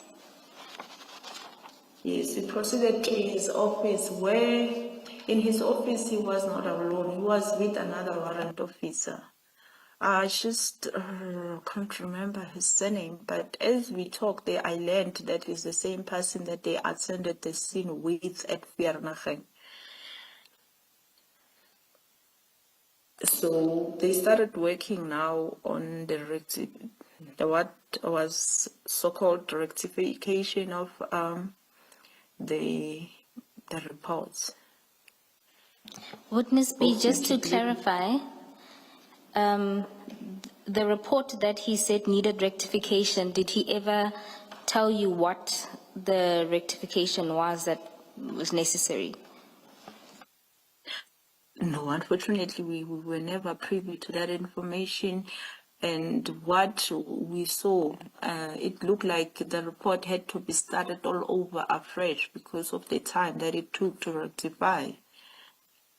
It took us almost an hour, if not more. given the facts that they were working on it, both of them. And in your experience, is this normal? No, well, this first time in everything. In my experience, it was for the first time to have that, because sometimes we'll be the one identifying maybe mistakes and we go back and it's a matter of a minute or 20 minutes, and then they rectify just that and then we good. Or else they might be saying it's fine, we'll rectify, and then you'll get it from the ICDMS. This one, it was for the first time, given the fact that the reason why we visited it because of we were informed of the readiness of the report. And at paragraph 43, you explain that during this process of rectification, Captain Makhotle started to tell you information. Can you take us through that? Yes, you had a very interesting conversation there in terms of why I'm saying it's interesting, because for me as an IO, there's nothing interests me like linking the cases through whatever investigation tool. So one of the things that were said there, they excited us to say, okay, we have more to on maybe, because maybe I should note to the commission that in the investigation we not only rely to those investigation tools like ballistic phones, blah blah blah blah. We also rely on information. It's worth noting that we already had information on certain scenes. As soon as the suspects were arrested, some people, they started giving information to say, look at that in this case, these people were involved there. That's what piqued our interest. And then when we have this conversation, it was like, okay, the informers, they were not lying, there's something here. So we had the conversation where we were warned to say you need to be very careful when you deal with these cases. They are of high profile nature, and it's extremely dangerous to work on because it involves people in high places. Well, at some point, because I always, when I get puzzled, I ask. I did ask. That's how I became to know that they were at the scene, both of them, because I said, you seem to know too much as an analyst, and you seem to know more than myself as an IO, as an analyst, where this case is concerned. And he said, no, I was at the scene. People were talking. Then, well, I understood that. I know when you're at the scene, you get to hear all this sort of information, because indeed people, they do talk. Is the scene now the scene in Vereeniging or Bramley? In Vereeniging, Commissioner. Thank you. But now, it's the part that I said it's interesting. Now he started to be specific to say these cases are linked to high profile. I know, said, okay, high profile, meaning now we have an insight. This is not just anyone can say this. And he also mentioned that they also involved in the CITs, and like it piqued my interest. And as they were working on the reports, and it took this long, at the back of my mind, without even asking, it was like, okay, they dealing with all this information that they're telling us about, only to find when we're done and the report is handed, like the mood was okay, the conversation was flowing. There was no reason for us to even suspect that we won't find what we are told about in the reports. It was like we're talking about something that is there in that report, only to find that when we get to the car, one of our colleagues decided to look at the reports, and the discoveries was, hey, what were those people were talking about? Because there's none of those in this report except the linkage between Vereeniging and Bribery, of which we anticipated, because from the initial investigation it was expected. It was just to confirm. There was nothing wow about that. Witness B. I thought maybe he's failing to read. Sorry? Witness B, just before you go past this, you mentioned that they said the weapons were linked to CITs. Can you explain what that is? Oh, that would be cash in transit. Okay, and based on this information of high-profile cases and the likes, what were you expecting to see in the report? I was expecting to see the linkages of the cases of CITs as stipulated, the cases where high-profile people were involved, as like alluded, but there was none of that. It was like limited exactly to what we already anticipated, and we were like having it at the back of our minds that the chances are these firearms are going to come back and say they are the ones that shot at Vernagen, given the period of incident and when the people they were arrested. It was not really hard to think that is a possibility. But these other things, they were going to be a whole new information to us that we needed to investigate. But there was none to follow. Now it makes us wonder, where did he see them? Why didn't he provide it to us? And Commissioners, just for the record, the initial report that was done by Captain Mahotle is marked B2 at pages 15 to 23 of the annexure bundle. Witness B will do a side-by-side comparison when we get there later, just to explain the discrepancies. Witness B, so after you see the report and that it doesn't have the linkages that Captain Mahotle referred to, what did you then do?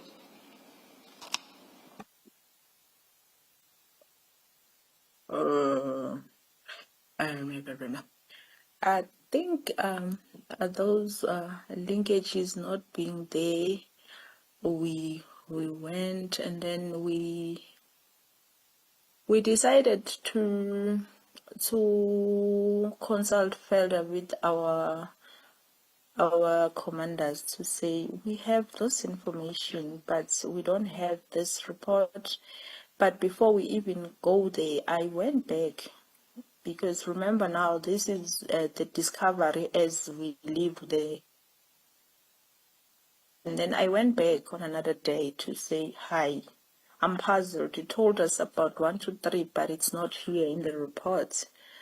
And to my surprise, when I come to make a follow-up, now I find the captain, he wants to pretend as if he doesn't know what am I talking about. He never have this conversation with me. It's like as if I have some sort of amnesia or so.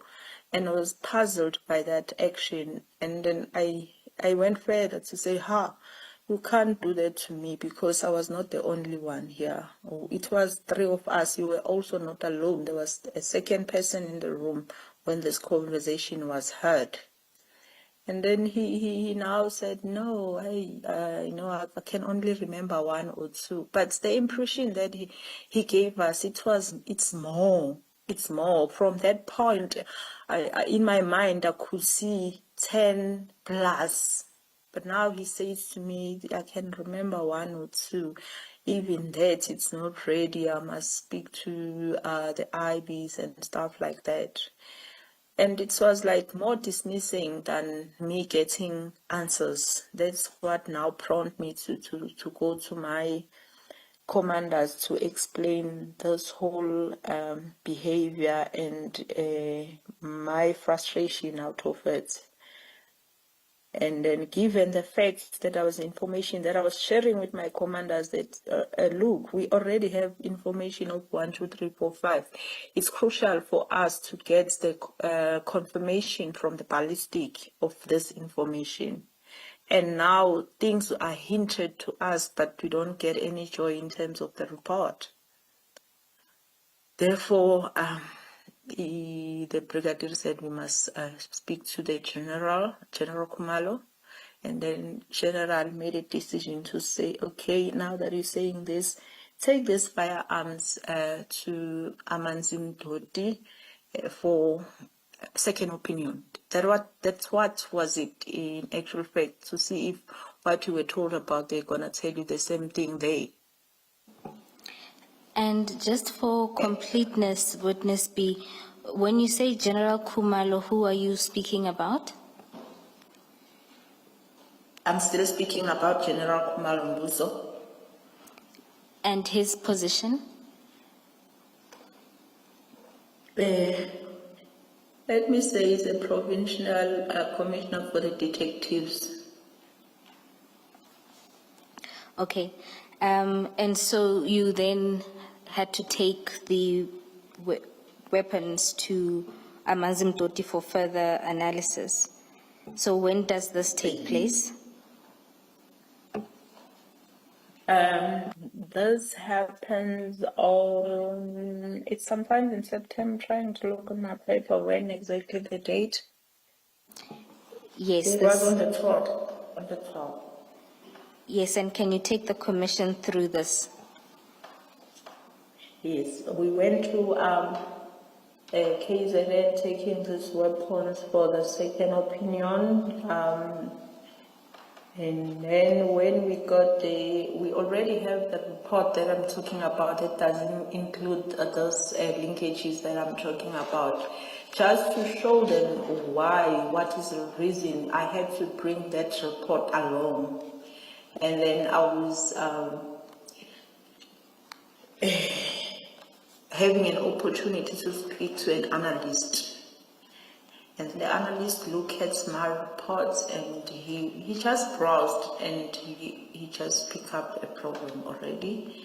He pointed me to say, okay, I hear what you're saying. And he was frankly telling me at the point to say, I understand that you want linkages, but at this stage, given the fact that all the exhibits are in Joburg, the only thing that I can do for you now is to check the mechanism of the firearms only.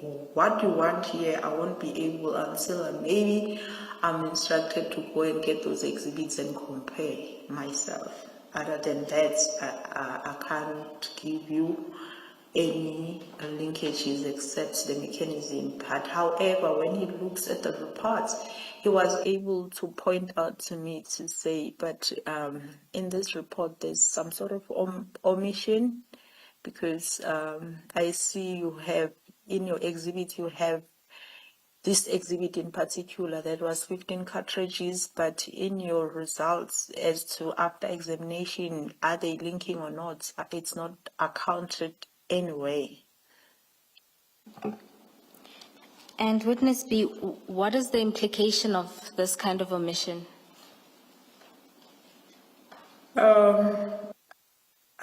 Looking at a case, this is the crucial part of linkage. Given the fact that the scenes were explained by witness A yesterday, and how the arrest happened and how the exhibits were found. These exhibits were actually found like directly in possession of the suspects. So it was very crucial to link them. Yes. Witness X, I think what Ms. Poe is asking, or let me say that I am asking, is the failure of warrant officer of the warrant officer at Silverton to include the linkages in the report. What consequence would that have had on the case if that was the report you were using in court? What would it have cost in the case itself? I'm afraid of what I'm about to say now. It might give an idea to the defense because this case is still at court. All right, no, you don't have to answer then. Thank you. Thank you, Commissioner Baloyi, you mentioned that you were talking to a warrant officer. Can you please identify this warrant officer at Amanzimtoti? It's Warrant Officer Kaida. And once he looked at the report, were you then able to leave the firearms that you had for testing? It was a little bit of a struggle, but eventually all the commanders were grouped in, and then there was a point where they agreed that it's fine, we can leave them, and then we left. And just to complete what Warrant Officer Kader did, he provided you a report. You deal with that at para 49. Can you explain what his report found?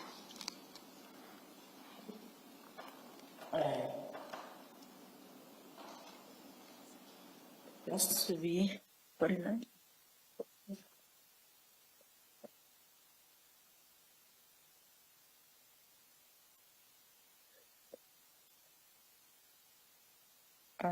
Can I please go through this one a bit just to make sure that we're talking in the same context? Yes, this is the report that Warrant Officer Kader gives much later, but because of the limitations in his analysis, you dealt with the report here. Oh, we're talking about etching. Okay. Yes. Maybe the phrasing in my statement is not exactly correct, but I'll be able to explain what I meant by saying that. After I got the report from, that is in a later stage, after I got the report from Warrant Officer Kader, what I discovered is that with Warrant Officer Mahoto, he said he did the etching on the firearms, but he did, right? But when I take the firearms to KZN, in one of the firearms, Warrant Officer Kader managed to do the etching, and he was able to reveal the serial number of the firearm. Maybe I should go further to say what is etching, even though I'm not an expert there. What I understand about etching, it's what I don't know what they do to the firearm, but whatever that process they do is to recover the firearm that has been fired off. And then they manage to give us that serial number so that we can do further investigations. Well, I don't know if it's the same process or not, but in one lab, it was impossible to discover the serial number, but on the second lab, they were able to do so.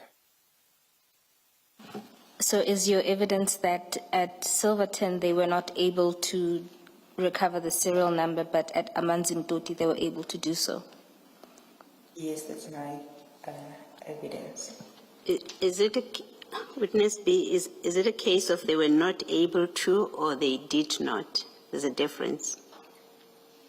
No, they were not able to, because when I read the report, it says etching was done, but we couldn't. Thank you. It doesn't say it was not done. Thank you. Commissioners, the report by Warrant Officer Kader, although I heard Ms. Sichels Nube pronounces as Kader, so I'm not sure about the pronunciation, but his report is at B3 at page 24 to 29. Sorry, if I can just clarify something. Witness B, on that, the last question that I asked, whether they were not able to or they just did not do it, in your statement at paragraph 49, you say the initial report did not attend to etching or checking for serial number. And that's where my question came from. If it's a case of it was done and or they were unable to do it, then that statement is not correct. Yes, Commissioner. At the beginning of my opening statement, I said the phrasing in my statement is not right. Okay.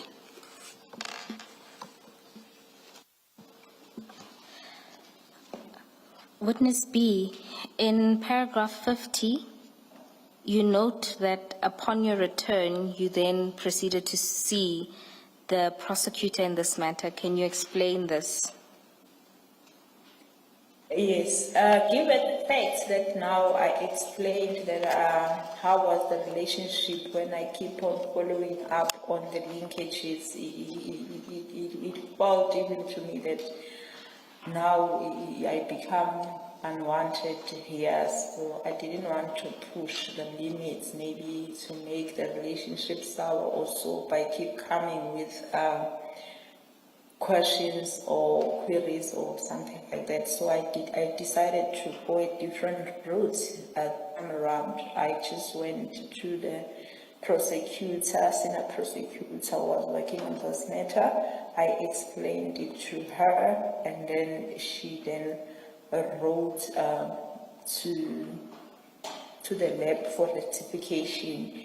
And maybe before we go any further, it's worth noting that as much as at that point there was this omission noted, at that point of investigation, it was like we didn't take it as if maybe there's something more than just a human error in it at that point. That's why I said, no, let me take it to a senior prosecutor so that she can help me resolve this amicable without any, how can I put it, strained relationship.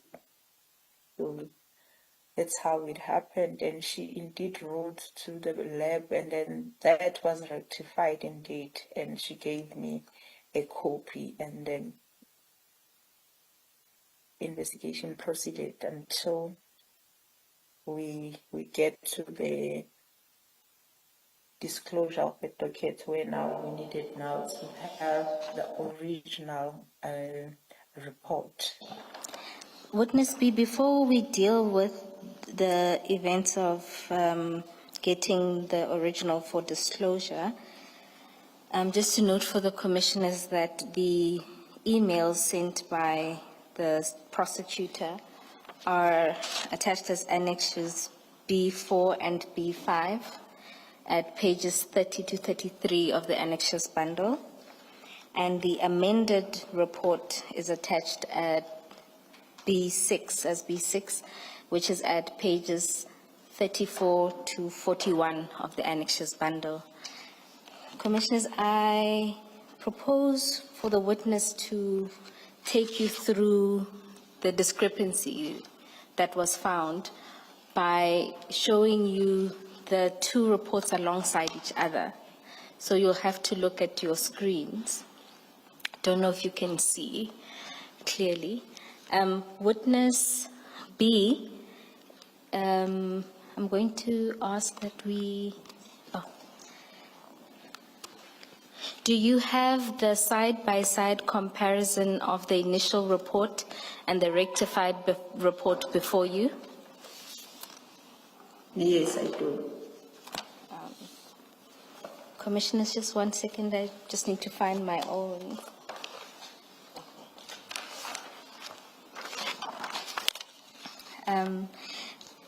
Just for the record, the pages we're looking at in the initial report is page 15, and in the rectified report, it's page 34. That's where the reports begin.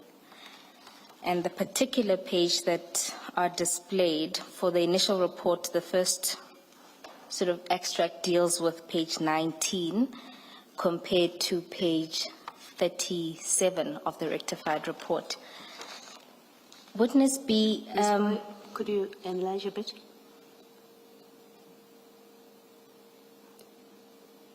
Okay, you happy with that?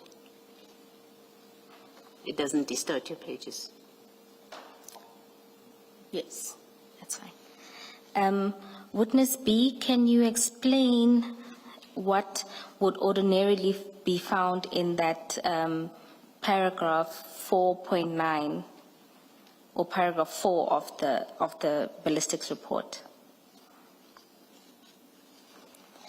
On 4.9, it's exhibits of which it's 15 cartridges, 7.62 times the 9mm caliber fired cartridge cases, and mark them, and there is a mark there. Maybe I should read it. Should I? No, I don't believe that the mark will make much of a difference for our understanding. What I would like you to explain is that in the actual report, paragraph 4 lists the exhibits that would have been provided to the lab. Is that correct? Yes. Where is this 4 on the screen? I see 4.8 and 4.9, for example. 4.9. Commissioners, if you can open your annexures bundle, in particular annexure B2 at page 18. 2.8.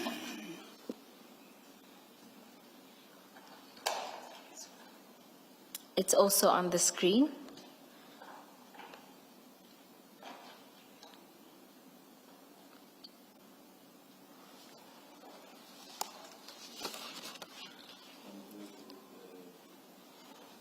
Did you say compared with B6 at 34?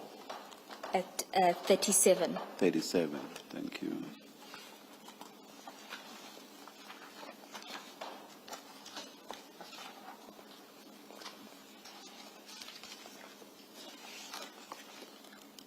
So the point there, Commissioners, is that the 15 cartridges were noted as part of the exhibits given to the lab for examination.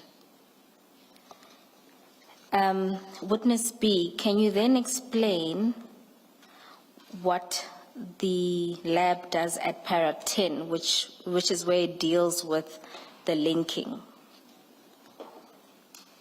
Okay. At paragraph 10, it's he confirmed that he received those exhibits, and it says, I examined the fired cartridges, cases, bullets mentioned. There's a lot of them, but I want us to look at 4.9 amongst those that were examined. And then going further down, from 10.1 to 10.6 is the account of, after comparison, what were the findings thereof. But you will note then on that one that for 4.9 there is nothing said about it. So this would be what you are seeing on the column in the initial report, that 4.9 is highlighted as being examined, but the findings, which are detailed at 10.1 to 10.6, there's no reference to a link to 4.9. That's correct. I'm looking to the faces of the commissioners to see if...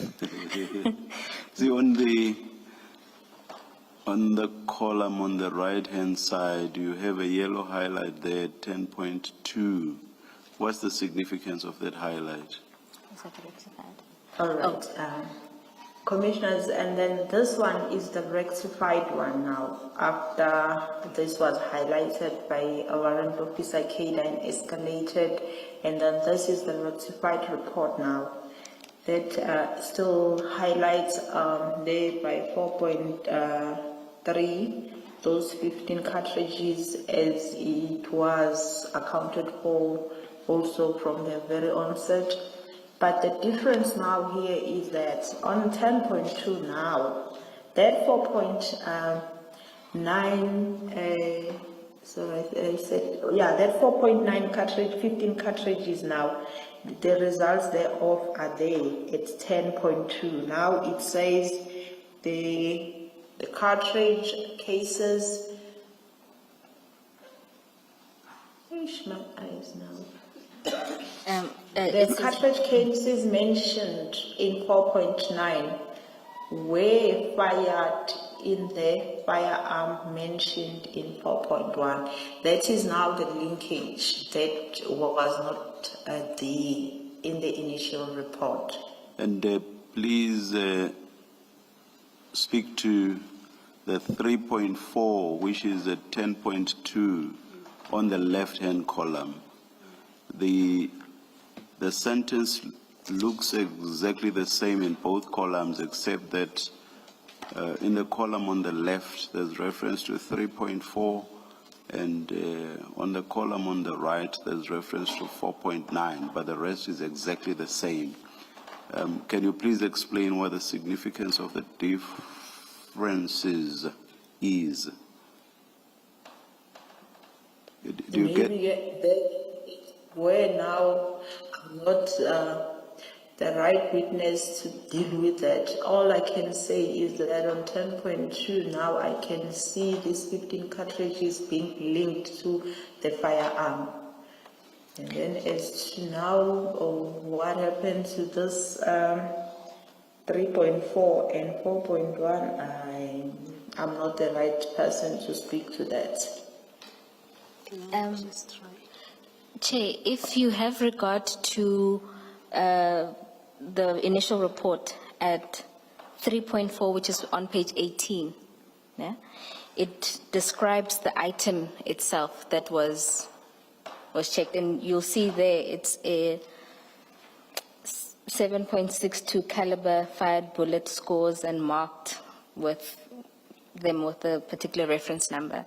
And you see 4.1 being an assault rifle. So what 10.2 did was to link the assault rifle with 3.4 being the 2 caliber fired bullet in the initial report, that is. Yeah.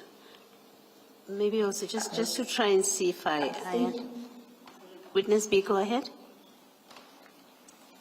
Maybe to get the clarity from the commissioner, if I understand the question well, I think he was, I stand to be corrected, I understood as why do we have on 10.2 now different entry of 4.9 linked to the firearm. What happened to the linkage that was at 10.2 from the initial report? That was the question. 10.2 in both columns looks or reads the same, except for the fact that in 10.2 on the left, there's reference to 3.4. And in 10.2 on the right, there's reference to 4.9.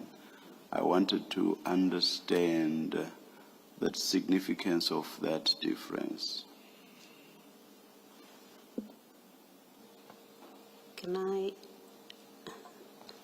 to try and get an answer to this question, Ms. Bode, is the simple point you're seeking to make that if you look at the report on the left, which you say is the incomplete report, right? In that very first line where it says, I examined the fire cartridge cases and bullets mentioned, and then you have those paragraph numbers. That includes paragraph 4.9. Yes. The bullets in paragraph 4.9. That's in the incomplete report. And then in the revised report, and then you say, in the body of that incomplete report, nothing is said about the cartridges in 4.9. Yes.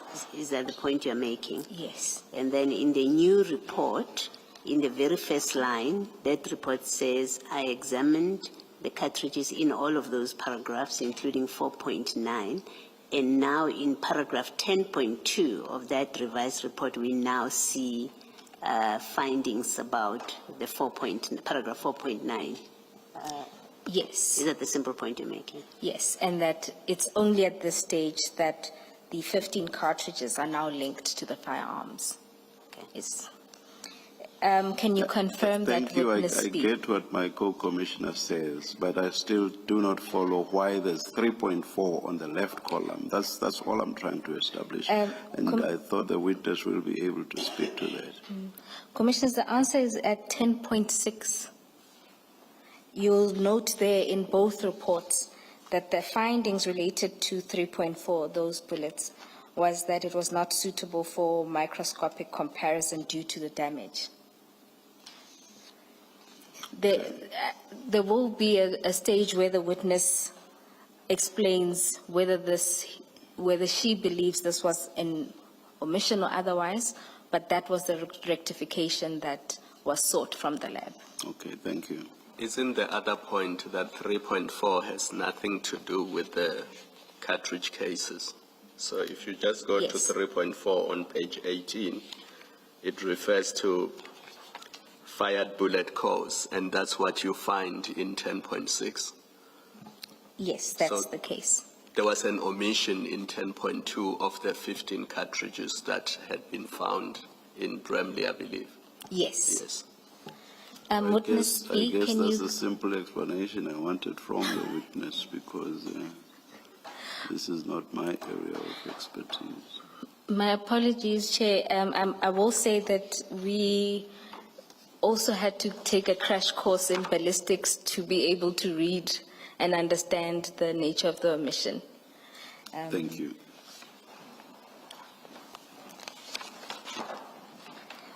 Witness B, then we can return to your statement where you now deal with the fact that after the prosecutor obtained the report electronically, she sought the original and it was time for disclosures. Can you take us through that process? Yes, when it was the time of the disclosure, now we were required to have the original report, and we indeed went to a ballistic lab to seek that report,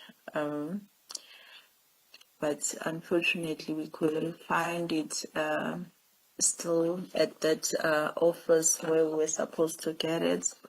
And then we were taken through a lot of process helped by Kennedy to trying to locate that report. He went as far going to the system now trying to check where he can get it, and then still he couldn't find it.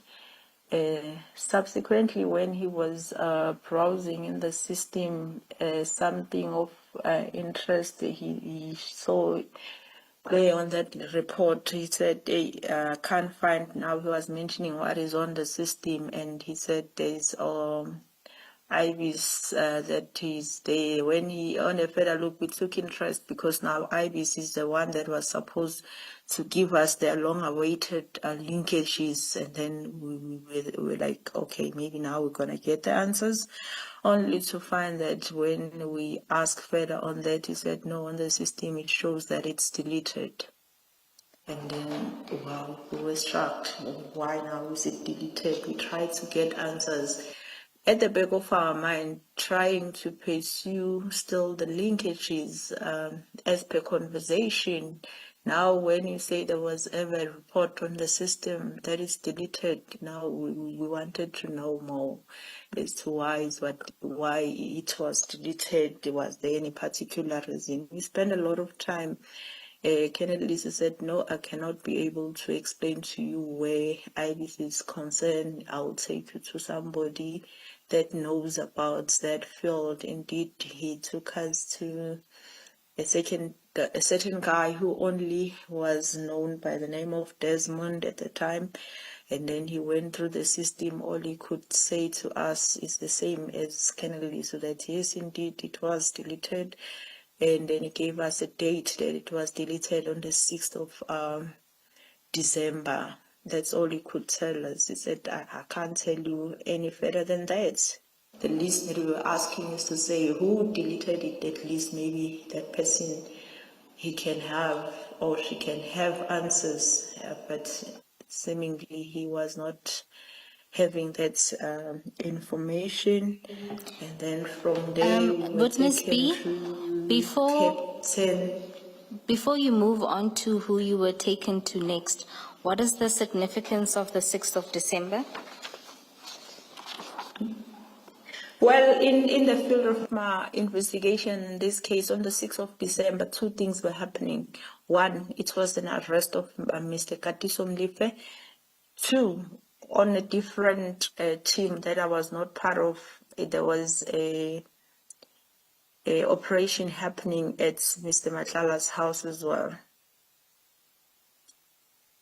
Thank you. And so, having had no answers from Desmond, where next were you taken? We were taken to Captain Dini's office, who actually gave us a crash course as to what happens from when the firearms gets to the lab, what steps. No offense to the captain, all that I can't even remember because I found it irrelevant to the question that we were asking. We didn't get any answers to that. Instead, we spent more time unnecessarily there. And after the crash course with Captain Dini, what then transpired? After it came to light that there's no answers, we find no answers, we went back to Colonel Lisa to say, we're not getting any answers as much as you said you don't have. So we're back to square one. What way, how we get this report, because you also don't have answers as to where's the report. And then he said, you know what, the person who was dealing with this is can I stick to Captain, because now I cannot refer to back then now. To Captain, it was Captain Hotlo, therefore gave us his numbers. He said the person who can assist you further, it's him. And then indeed, shortly we went out of the lab, we contacted him. But unfortunately, I think it was early at that time, because the first thing that we did is to go to the lab thinking we're going to collect and proceed with other investigations. So the direction of investigation, it was taking us further than where he said it was. So we agreed that later when we come back, we're going to contact him and then we're going to meet with him. And he suggested that it's not a problem. As long as you come back, tell me where are you, what time, and then you come to the side of Luat, the police station. We can meet at Luat, the police station. Indeed, we proceeded with the day's investigations. And then later, I think it was around 5, we proceeded to Luat, the way we met with Captain Mahotlo. And then we requested the room for us to have a chat with him, explaining our reason for visit and everything. Indeed, they were given a room just not far from the CSC, where we had a chat explaining all this process that we had in the lab earlier on, and then why do we urgently need this report, because we were supposed to disclose to the defense, and the original one was of the importance that we get and disclose. And when you explained to Captain Mahotla the urgency of having to obtain the original, what was his response? Oh, he at that time he said, no, I will need to have my my file. I'll need to have my workstation so that I can be able to assist you, of which eventually we agreed on us going to his office. But prior to that, there was some arrangements made because it was late by then. Remember, we got to him at around 6. And then we sat there, we chat, and then by the time we start the process of engaging the superiors in order to obtain the permission to go to the lab, where he said he can be able to assist us there should we get there. He then himself, using his cell phone, called the Brigadier Mkabela. He first called the very same Kennedy so that we saw that earlier that day, and then they spoke, and he even tell him, because he was on loudspeaker, that yes, we were there in the lab and he couldn't find the reports. And then he told him that he needs his file because he wants to assist us. And then, oh, no. At first, they didn't speak to Colonel Lisu because Colonel Lisu didn't answer.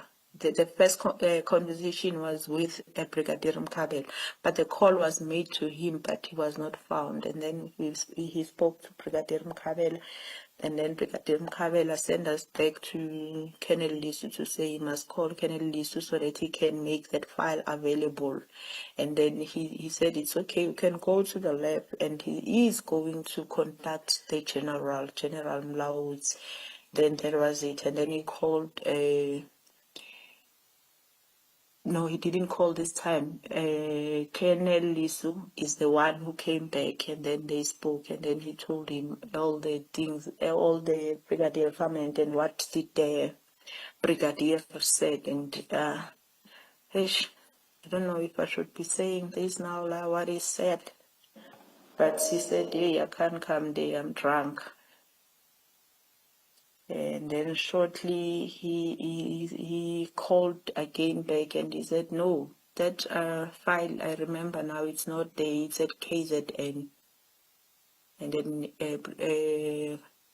Captain Mahotla said, no, if I can't get hold of the file, I think all my work is on my desktop. I think I'll be able to help you on my desktop. That's when now we moved to the lab. So witness B, it was Captain Makotla who suggested that you proceed to the lab.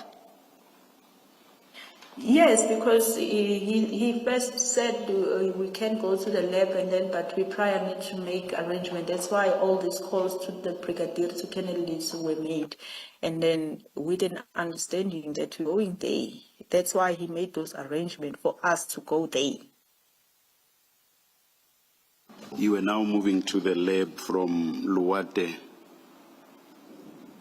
Yes, he further said, okay, it's good because he has his keys in his car. He went to his car, he took the office keys, and then he jumped into the vehicle with us. We all drove to. I was actually going to ask if he had come to Luwate in his own car, so you've answered that. What's the explanation for him getting into one of your cars or getting into your car instead of driving to the lab in his own car? My understanding there it's because he was on leave using his petrol. It was easier to use the state petrol rather than using his own car, because he was on leave, he was using private car. Oh, thank you. I'm sure you know why I'm asking is because there's the allegation of kidnapping.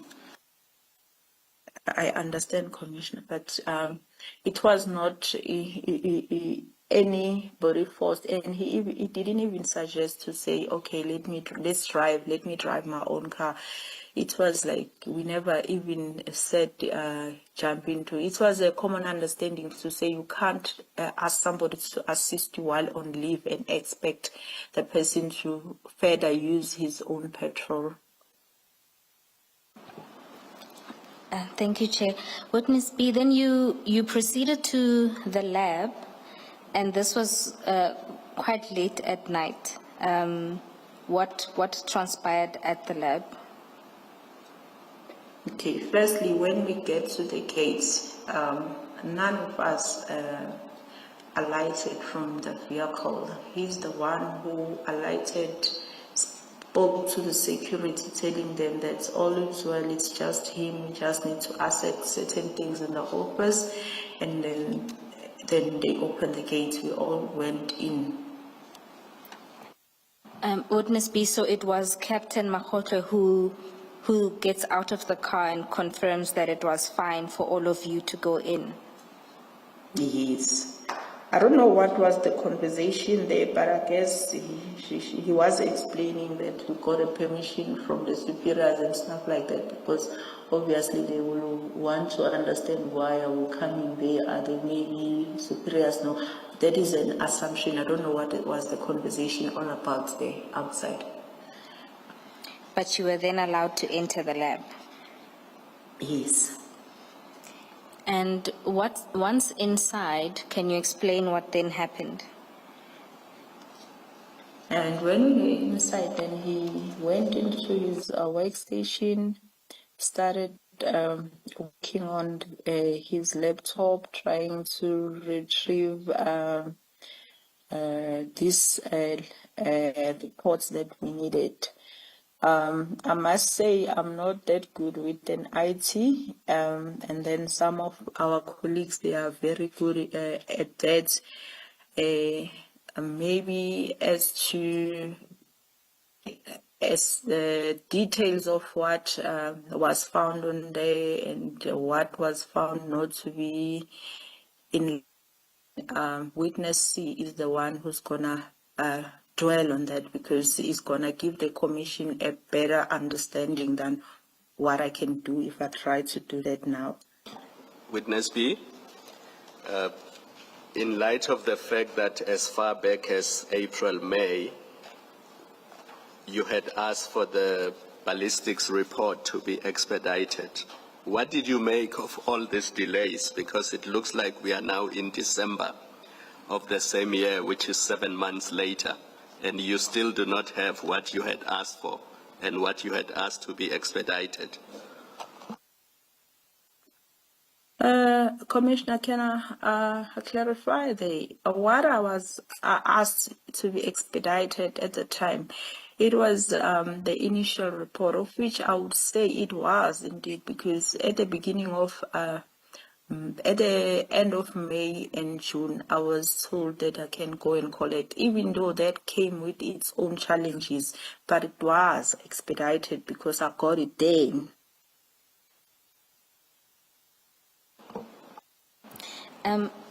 Perhaps Witness B, if you can explain the initial report you obtained in May, and you had been asking for rectification of the report without success, and the prosecutor had to intervene.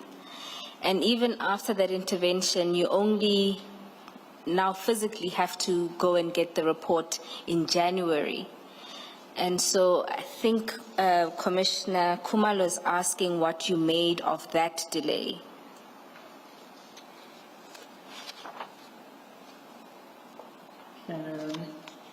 Maybe now, in totality of what investigation or information that I have gathered all along, it starts to make me feel as if some of the things were deliberate to delay the investigation, if I may put it like that.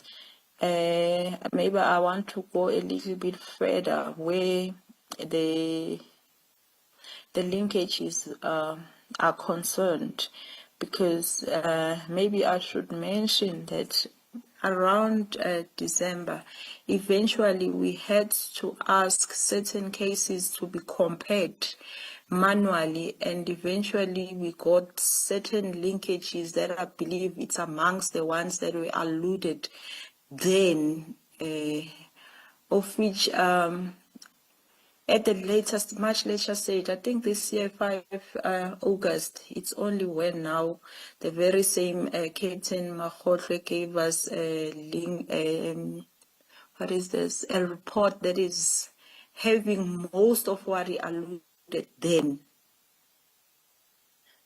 So somehow, when I look at it, I feel like there is deliberate delays intended in the investigation.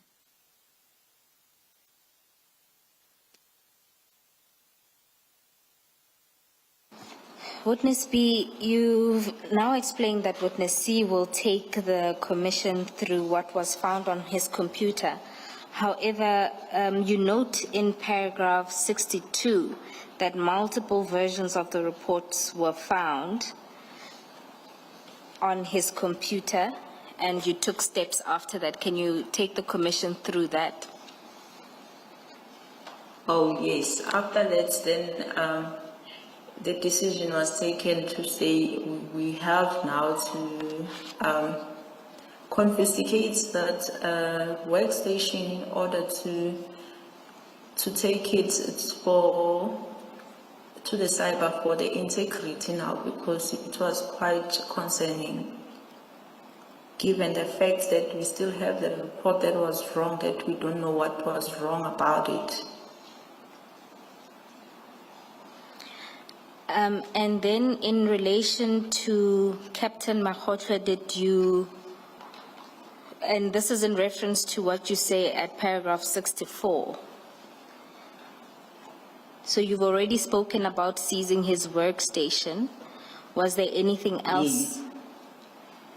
No, and then at that point, my colleague needed to take a statement now in respect of what now is discovered, the different reports, what was going on. At least he must give the account and explain what was happening there. And then while he was obtaining that statement, so I was surprised now where there was General Shibiri and other colleagues of ours who came there and informed us that there was a kidnapping. We were all shocked about the kidnapping. Who's kidnapping now? Witness B, before you talk in detail about the kidnapping, during the time that you were engaging with Captain Makgotle, and that's from the moment you enter his office at about 9:30 to 11 o'clock, when you inform him that his workstation would be seized and he needed to make a statement.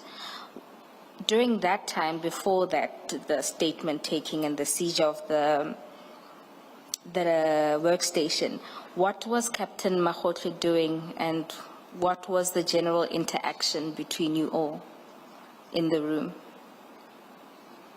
He was mostly on his phone. He was mostly on his phone, and then there was calls coming in. He was keep telling people, I guess they were checking on him. He was keep telling people, no, he's fine, and then he's coming back soon and stuff like that. There was nothing in particular that I can point out that he was doing. And so now you'd say to him he needs to do a statement and that his workstation would be seized to preserve the evidence. Before the police officers come in alleging that there is a kidnapping, at paragraph 65, you deal with the calls that were received by some members of your team. Oh, yes, there was a member that were outside the vehicles, and then we learned that Captain Amasilo received a call as well, checking on him where he was, because he was needed by his office to say there was a hostage situation at the lab, and he was shocked. He said, no, I know nothing of that, and I'm at the lab.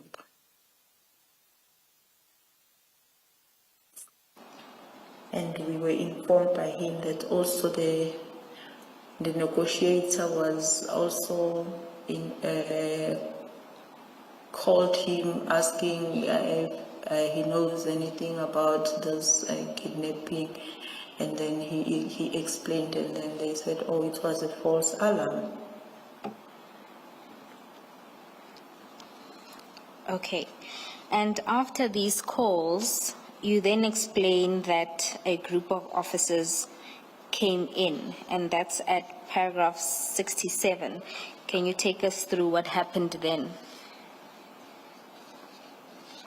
Yes, they came now telling us that there was they've been sent because they were informed that there was a kidnapping situation in the lab and stuff like that. So we're all shocked now. We explained exactly what happened, and that we know nothing about the kidnapping and everything.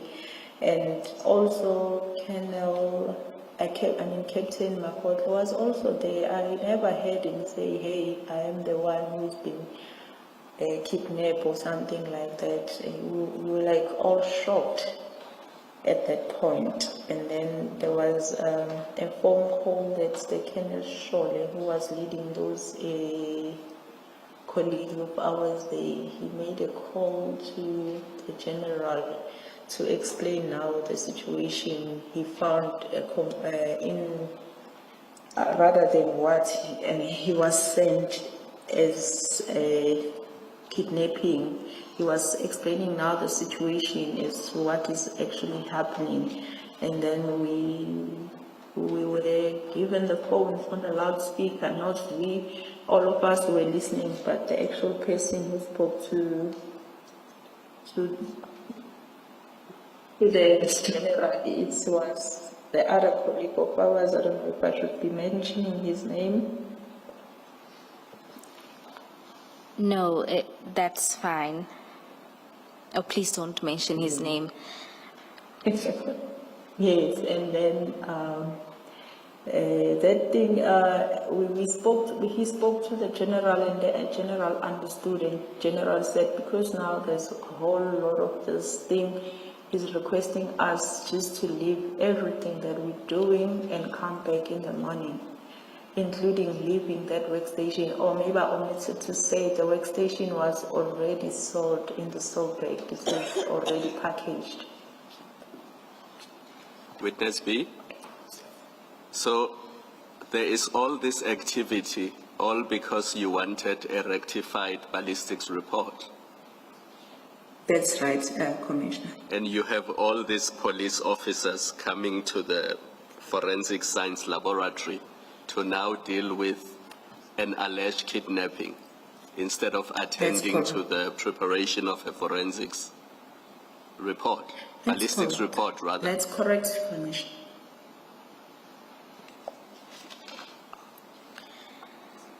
And Mr.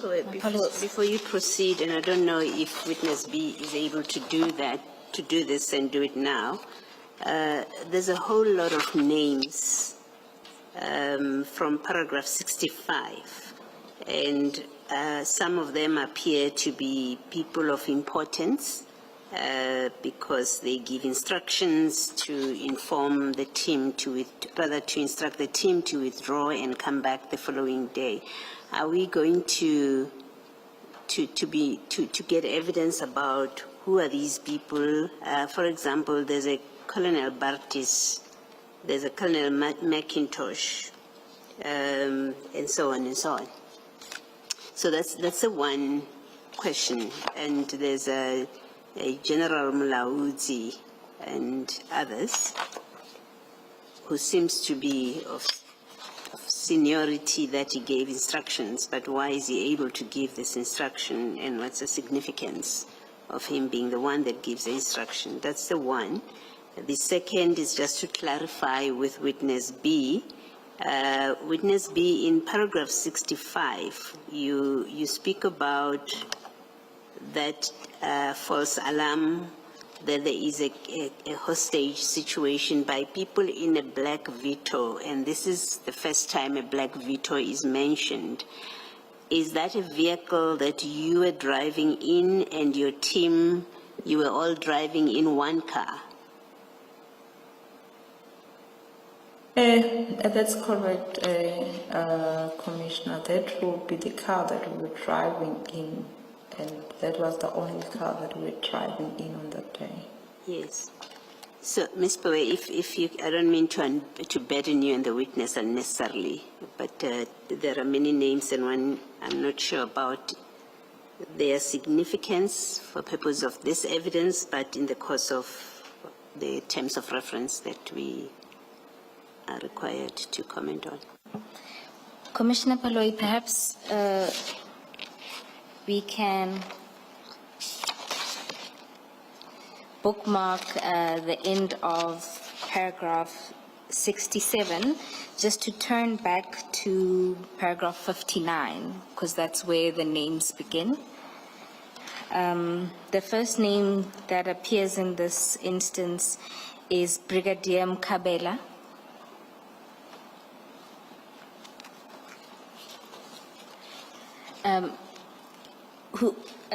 Witness B, do you know who Brigadier Mkabela is?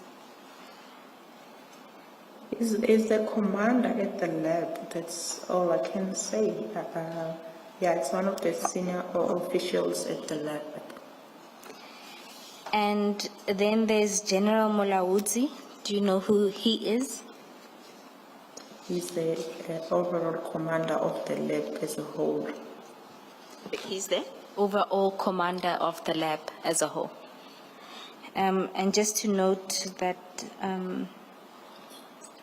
some of these individuals will be called to the commission to provide the ballistics evidence. And then there is Colonel Lesu. Do you know who he is?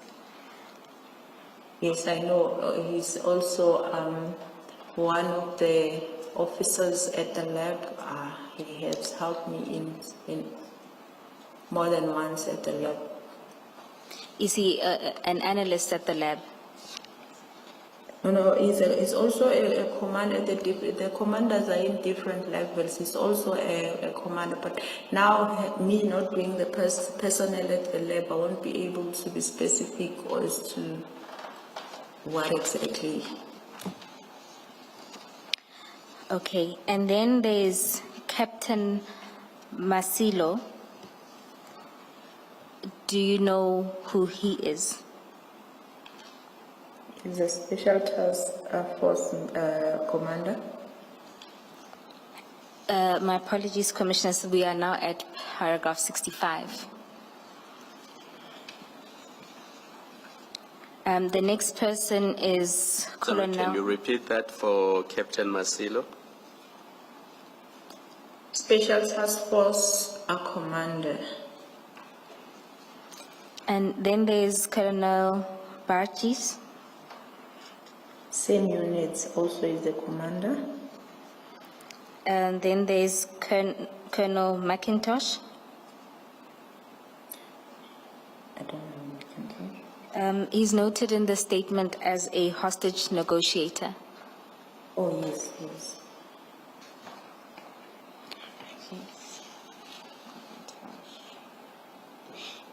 The next is at paragraph 67. That's Colonel Shole. General Shole, I think is from the Highway Patrol. I don't remember exactly from which unit, but it's the person that was dispatched to attend to the complaint.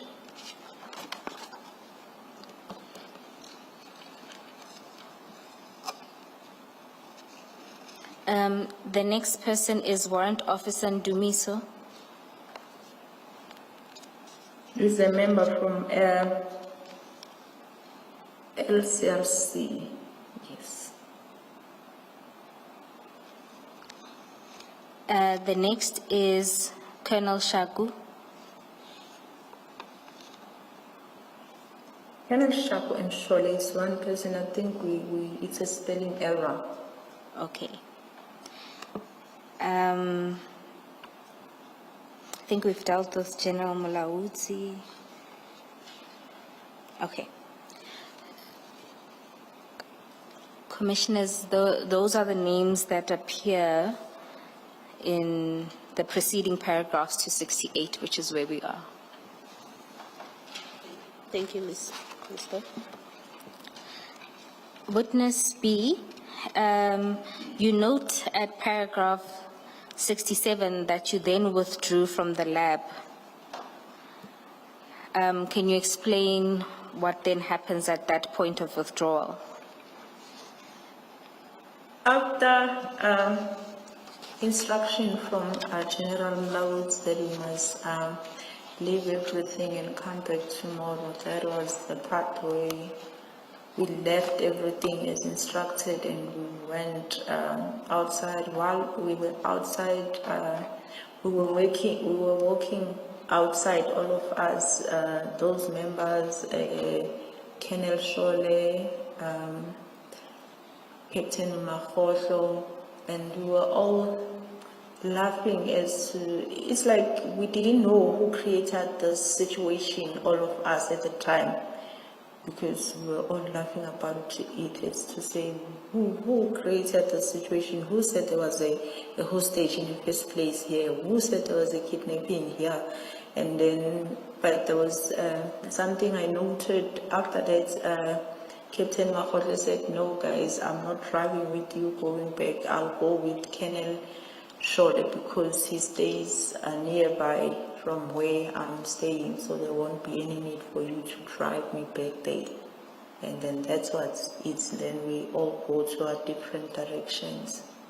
Sorry, is that spelling error then Shole, not Shaku? Yes, Commissioner. So in paragraph 68 and 67, we must replace Shaku with Shole. That's correct. And at the point that Captain Mahotla tells you that he'll no longer drive with you, what was his mood or attitude towards you? Or Hence, the I'm team? saying we were there in the front door of the lab, and hence I'm saying we were all laughing. It appears as if all of us were puzzled as to who created this situation in the first place. It was a laughable matter at that point. And when you say you were all laughing, just for completeness, this includes Colonel Mahotla, Captain Mahotla. All of us. Thank you. And then at... Did I mishear you, Witness B? I thought earlier on you testified that when the members, when some of them were now there, Captain Makhotle said that he was kidnapped. Did I misunderstand you or mishear you? I said he did not. Thank you. Just to clarify that, Witness B, you're saying when Captain Shole and Colonel Shole entered with his people, Captain Makhotle did not say that he was the victim or the complainant in this kidnapping situation? No. Did he express anything at that point? No.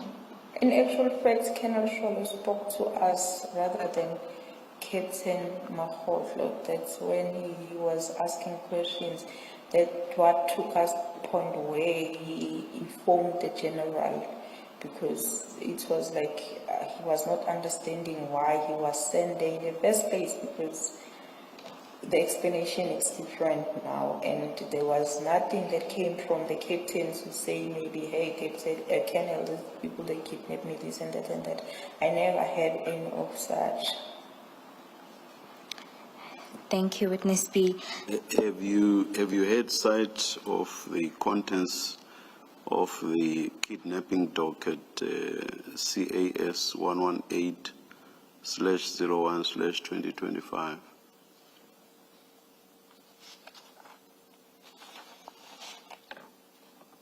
Unfortunately, I don't know what is in that kidnapping because we only learn maybe 3 days later about.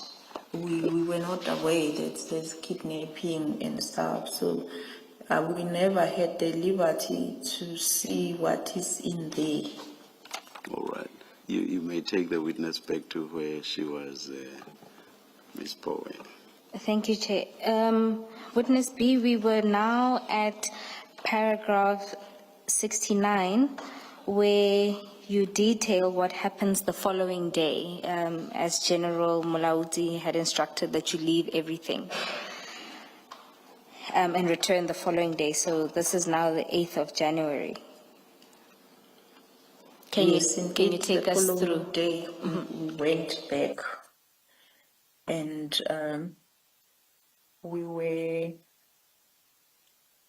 taken to Brigadier Mkhabela's office, and then he said we must explain what happened last night. We took him through everything that happened, and then we explained why did we needed to have that report that urgently in the first place. We showed him the reports that we were having and the reports that we were requiring. And then after the explanation and showing the brigadier the reports that we were having and the omissions there, or not the omission at this time, it was a big date of a commission, and then he eventually understood, and he said to us he can see now where the problem is, and he said indeed you must take this workstation, and when you get the report you must share with us because we need to institute our internal what did it say? It's internal proceedings in terms of what we pointed out, because he even took the phone and called the general and put him on the loudspeaker and explained what exactly is going on. And the only thing that he said, the general, he said, I told these people not to do this, and Makgotlo is guilty as charged. And then he was happy now that the brigadier to say we can take this workstation, but he said we mustn't take it too long because they're losing it. And then he said, but mostly we must share the outcomes therefore with them. And he further told us that they were not understanding what was happening. And then according to what they were briefed on, I don't know who briefed them, it's not exactly what we're telling them. Therefore, they advised the captain to open the case, and he said that therefore they will tell him not to proceed because there's no reason for him to open the case. The reason why they advised him is because they were not understanding at the time. And then we thought then everything is resolved. Maybe it's worth mentioning that for the first time visiting a police office, and then you may find the brigadier buying you some food and cold drinks. We enjoyed ourselves there, and then we left. But in the process of taking the workstation, there was a female colonel, I just forgot her name, that was part of the process instructed by the brigadier.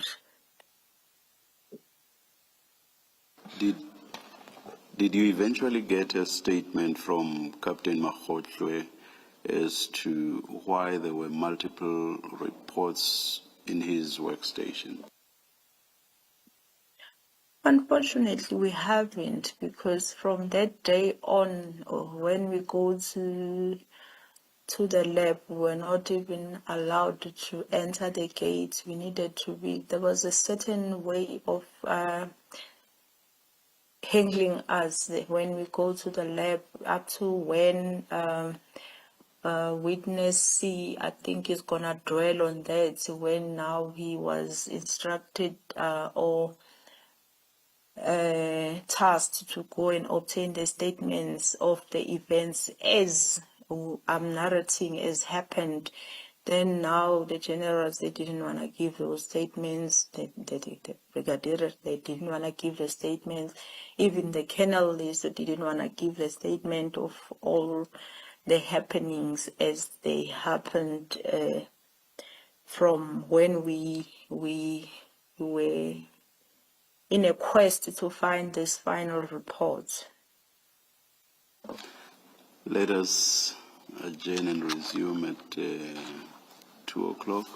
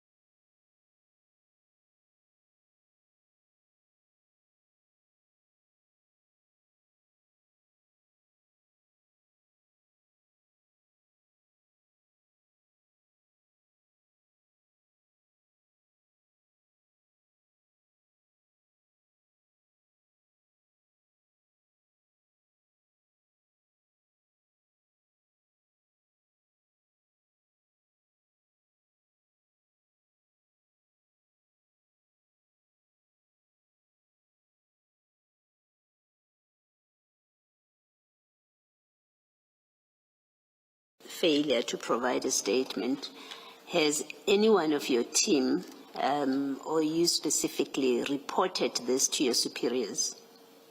This problem of getting an interview and statement with General Mulaudzi? Yes, we did. And who in particular have you reported it to? We reported it to our immediate commander, where we are reporting currently. That will be Colonel Kumalo. Okay. And you don't know whether he has done anything about it or what he has done about it? No, I don't know. Okay. Thank you. Thank you, Ms. Bell. Thank you, Commissioner Baloyi. If we could go back to page 15 of the witness's statement. This is where we end, where witness B ends talking about the meeting with General Shibiri. Witness B, you mentioned that you would want to make some observations based on what you know now in relation to your meeting with General Shibiri. It's just one aspect there. Now, holistically looking at this whole thing that we're facing here, I was so shocked later on after the arrest of Ket Madlanga, when we look at his cell phone analysis, and then to find that the general has the relationship, or if it's not a relationship, the talking relationship with this Vusi Madlanga. And I would also note that this phone that we have of Vusi Madlanga, it was only in use from December. And indeed, what I can say in my comment on this is to say, I noticed that the very same general was in communication with Vusi Madlanga using a WhatsApp, voice calls from the period of that December up until May. However, I noted that in April they never spoke, but consecutively from December up until May. However, April is not there. And furthermore, I learned that the relationship is so serious that there is even an exchange of monies between them. So it made me question everything that I questioned initially as to what was the purpose, what was supposed to mean especially the conversation of the envelopes. What was its intention? Maybe I'll deal with why this is so strange, and it makes me feel otherwise when I discover this at a later stage when we're dealing with the syndicates now. Maybe that's where I'll deal with this part to say why was it so questionable to me.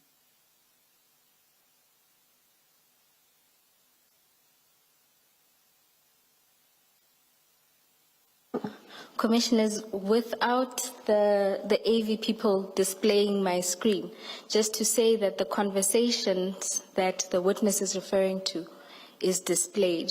I know that it is part of the record. I'm just not sure which part of the record. This evidence has been presented to the Commission. So that those are the conversations that the witness is referring to.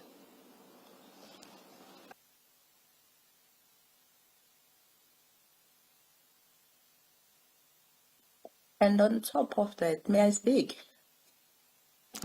Yes, you can.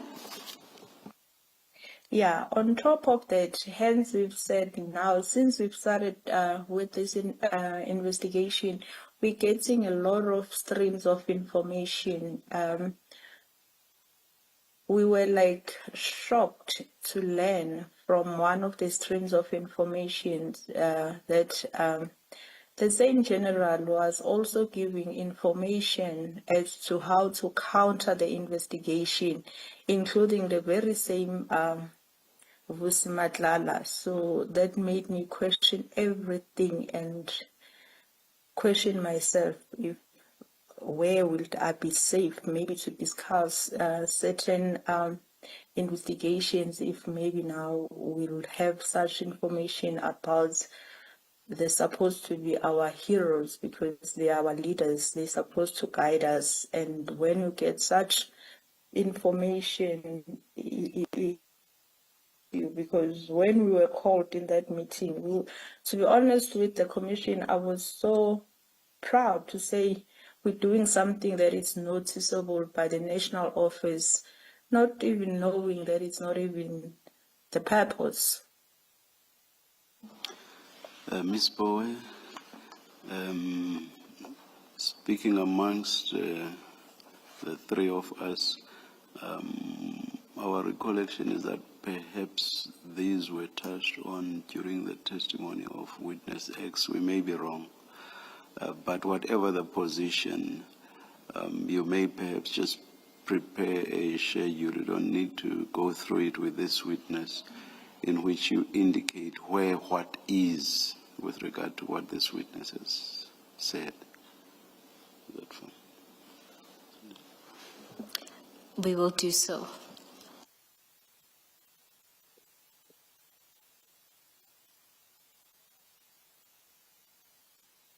Commissioners, if we go back to paragraph 74 at page 26 of the witness's statement. Witness B, there you begin to talk about the bail application that Mr. Tau made. Can you take us through this? Yes. Tau's bail was scheduled to the 2nd of August. And then, Perhaps before you go to when it was scheduled, can you explain to the Commission what happened to his prior bail applications? okay, the initial bail application where all three accused have applied, that bail was denied by the magistrate at Vereeniging. And then later on, Tau brought a new bail application on new facts, of which on those new facts, he alluded that he was sick and his sickness was worsening since he was in prison. And according to him, the doctor recommended that he needed to go to a certain clinic that is the only clinic can assist to control his disease. And then apparently then he was granted a bail on those bases. However, I would like to put on record that prior he was granted this bail, he was at the prison since the 17th after the arrest. And his condition has been treated. There is facility inside the prison that is treating the very same condition. And when we learned that he brought this based on this sickness, I went to the prison. I met with the health practitioner there in prison. And then I asked them if they have means to assist a person with this condition. They told us that yes, of course, they've been managing this sickness as like his for years, and they've got about 120. I don't remember the number very well because I'm not referring it to anything. I just relying on my recollection of the events then, he said they have some 100 plus of the patients with exactly the same sickness, and they manage it very well. And we learned that people with the same sickness, they know even how to manipulate it to make it look like it's uncontrollable. And according to the health practitioner, that was the case with Dow anyway. For the record, Witness B, for just the one record, second. witness B, what is the medical condition? Okay. It is diabetic.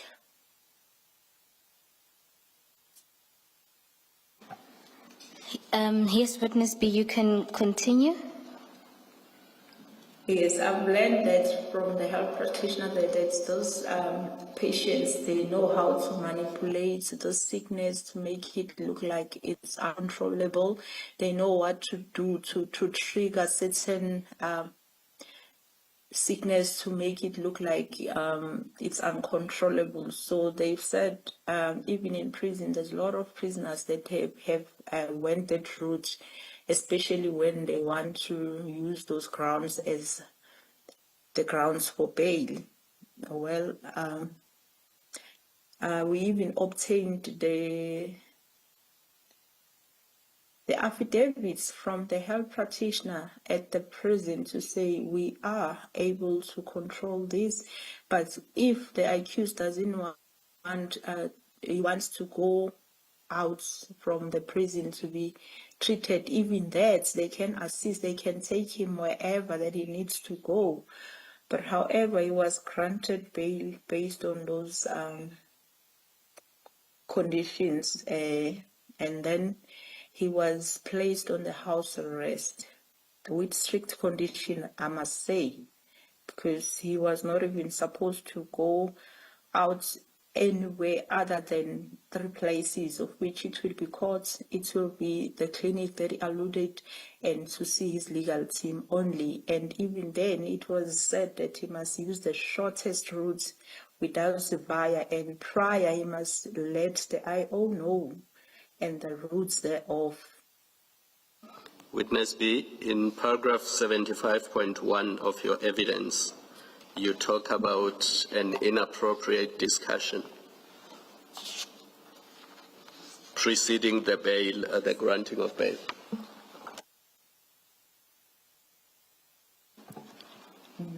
Can I just... Commissioner Kumalo, before we go there, just to complete this,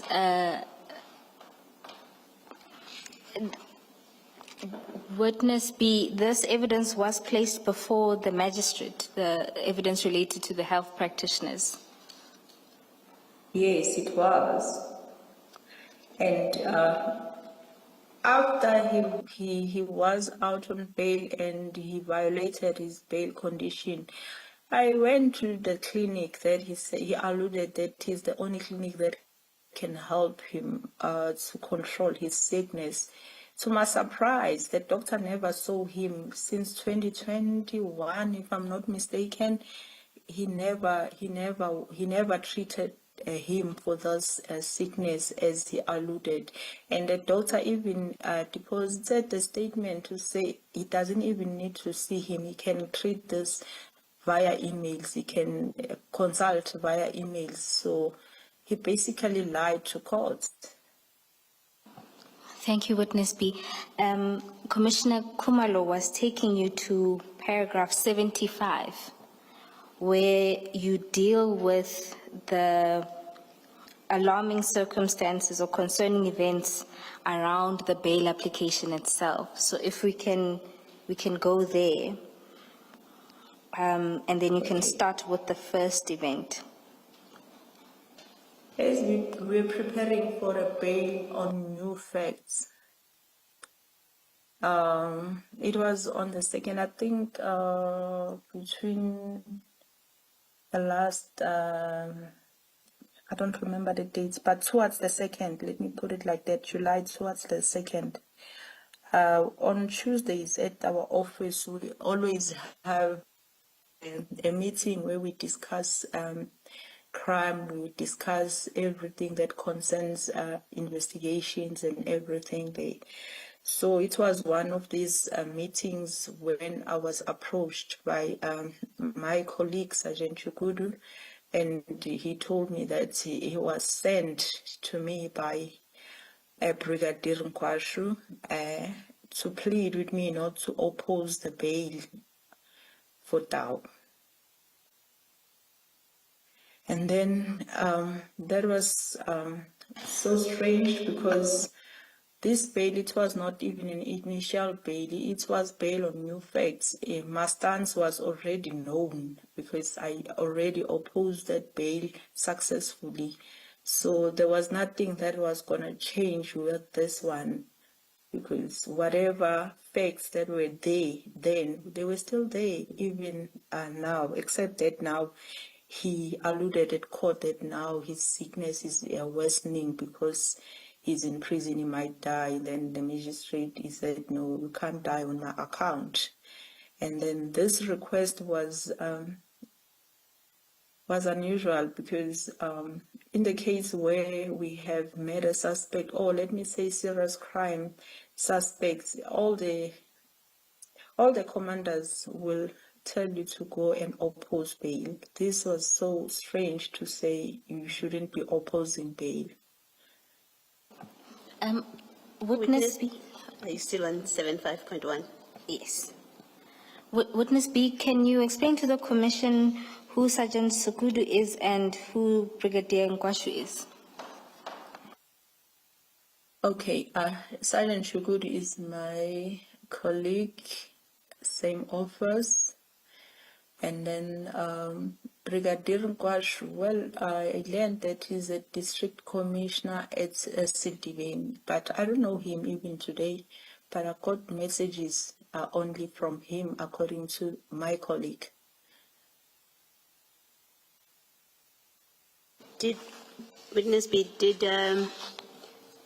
Sergeant Chukudu tell you why Brigadier Guashu, or Brigadier Guashu's reasons why you should not oppose bail? Did he say, how did he explain it? Commissioners, I didn't even entertain. I just told him that there's no way that I won't be opposing this bail. Stance is already out there. You know that I am opposing this bail. I even went as far to say, because I thought it was for a good cause, that meeting, to say this docket, it's been washed by the generals at the national office, thinking it was for that purpose.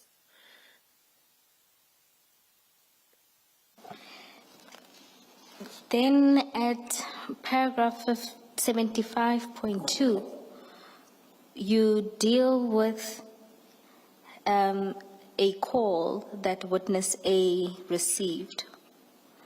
Can you tell us about that? Yes, before the bail verdict, he received a call telling him that Dow was going to get the bail.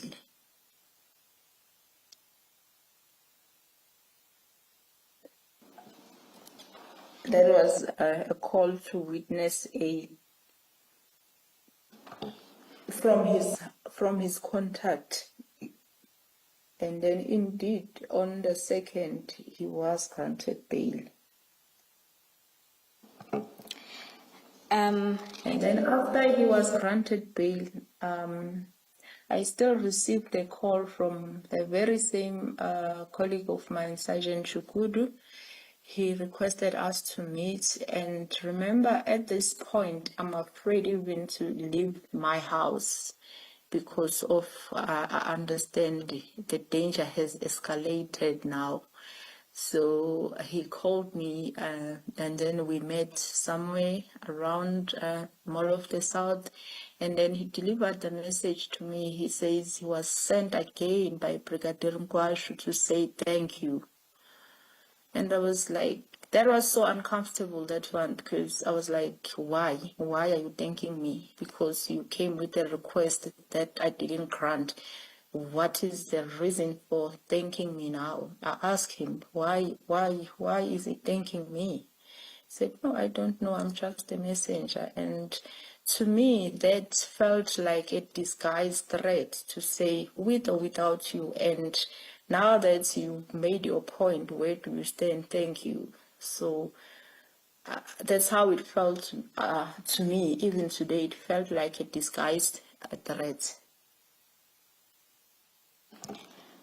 And Worse, because it was delivered by somebody who knew what was the answer from the request. Why did he feel the need to bring this message? What it's supposed to mean? Witness B, this Sergeant Chukudu, are you friends with him or is he just a colleague? How do you interact with him socially and work-wise? We're colleagues, but we had a good relationship in that space. It's somebody that I would request assistance from, knowing that he would really come through. That he's a bubbly person, if I may put it like that. Well, I'm asking because I want to understand why would he feel so comfortable to come and relay to you what looks like obviously irregular, if not unlawful communication with you?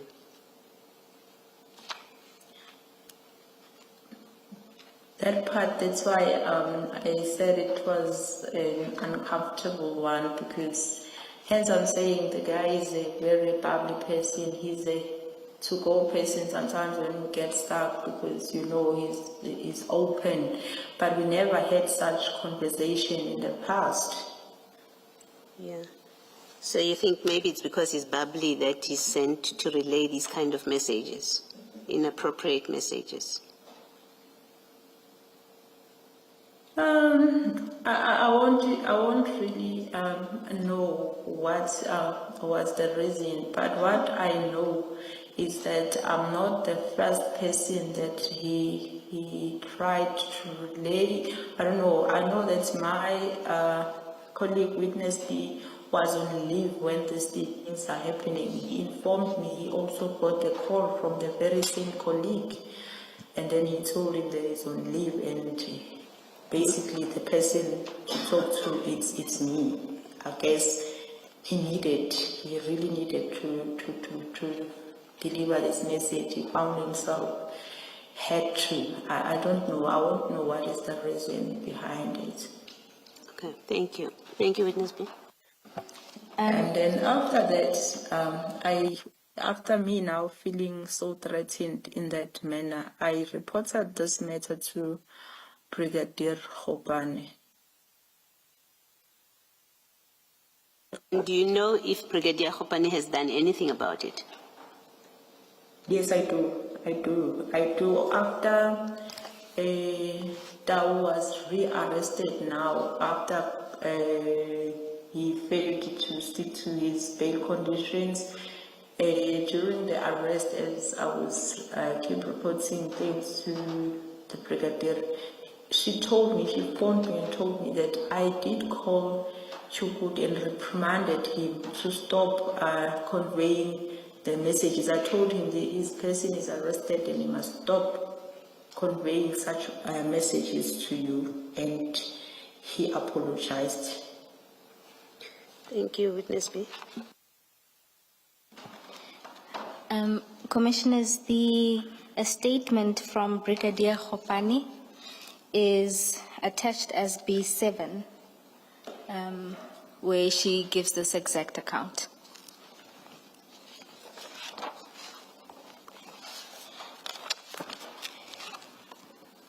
Witness B, at paragraph 76, you deal with yet another encounter, this time directly with Brigadier Guashu. Can you explain to the Commission what happened there? All right. This is the later now, this year. Like when I say later, I mean like in the events that I've been speaking to. Now we come to 2025, April 16. I received a phone call from Colonel Grandling from Vernagen. He was telling me that I need, he got a call from district commissioner. He wants the docket. He wants certain dockets, let me put it like that, including the one that I was investigating. And then there was timelines there. And it was like he was getting pressure. That's why he called me and he said, you know what? I told him that I don't have a docket. It's at DPP. He said, okay, fine, because this is, I was pressurized to give this docket. Please speak. He gave me the cell phone numbers of the brigadier.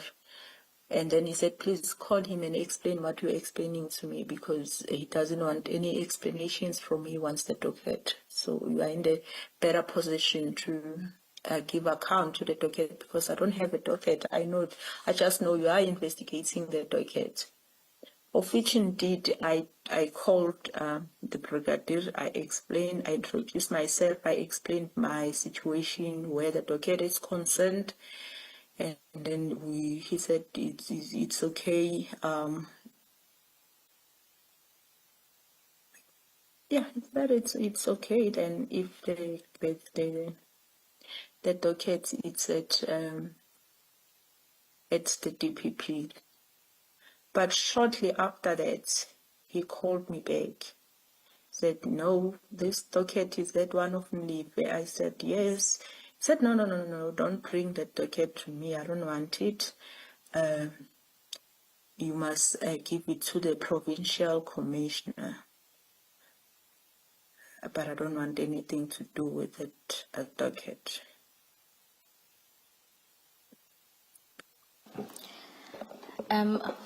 Witness B.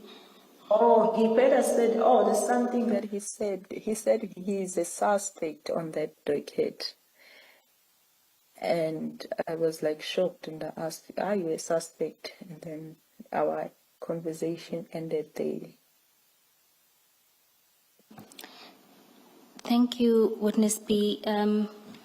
Commissioners, Witness B has provided us with the recordings of these calls. And so we would like to play these two recordings. The call that Witness B makes to, my apologies, just 1 second. I'd like to confer with my colleague.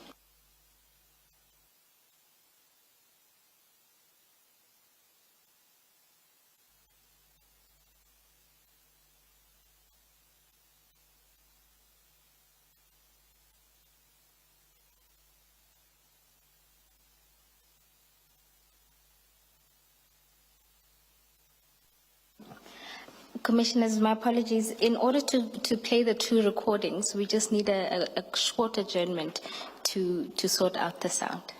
Let us adjourn, you'll let us know.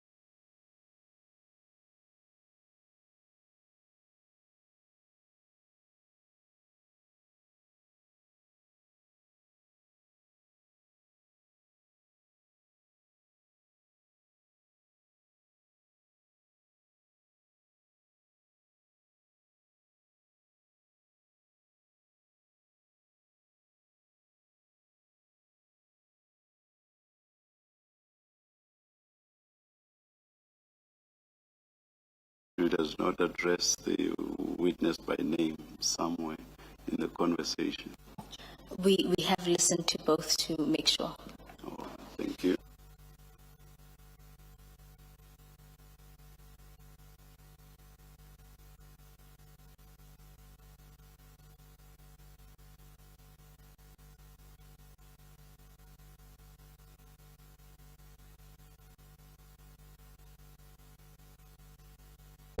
We got an instruction from the PC, and to collect all those dockets, including that docket of yours, and go give it to him.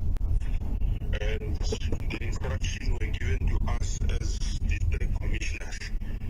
And if we are not handing in those dockets to him, we're gonna be facing the disciplinary steps. So I gave the case numbers to all the stations, to collect all the stations for me to go and give it to the PC. So that is the reason we want that docket. Oh, Rick, for now, Yeah. I'm in a problem because I don't have the docket with me. It's a DPP. Okay. No, it's not a problem. You can just write me a report that the docket is at the DPP, and you send me that report on email.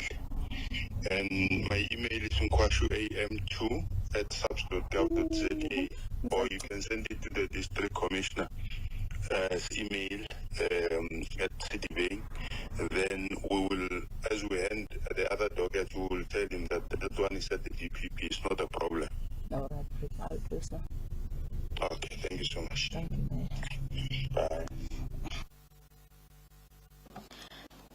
Bye. Commissioners, I hope that was clear and there is no need to replay. Can I just ask witness B to identify the people on the call for the record? Witness B?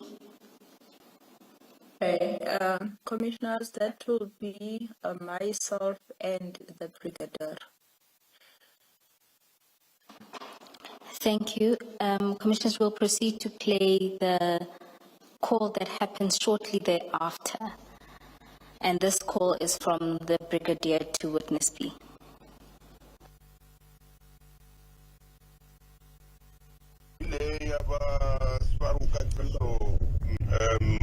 That's correct.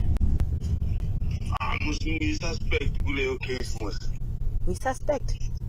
Yeah, so I won't let it mean, na no mu itolile is direct ku PC, ne? All right. No my buya ku DPP ungayilethi kimi hayi angifuni.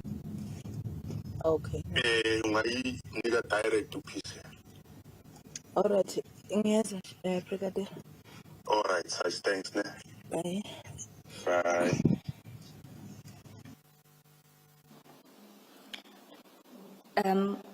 Commissioners, I hope that was also clear. Witness B, for the record, can you please confirm? I think just it one second. was clear, but I think I'm a bit lost. Maybe context or I'm not sure.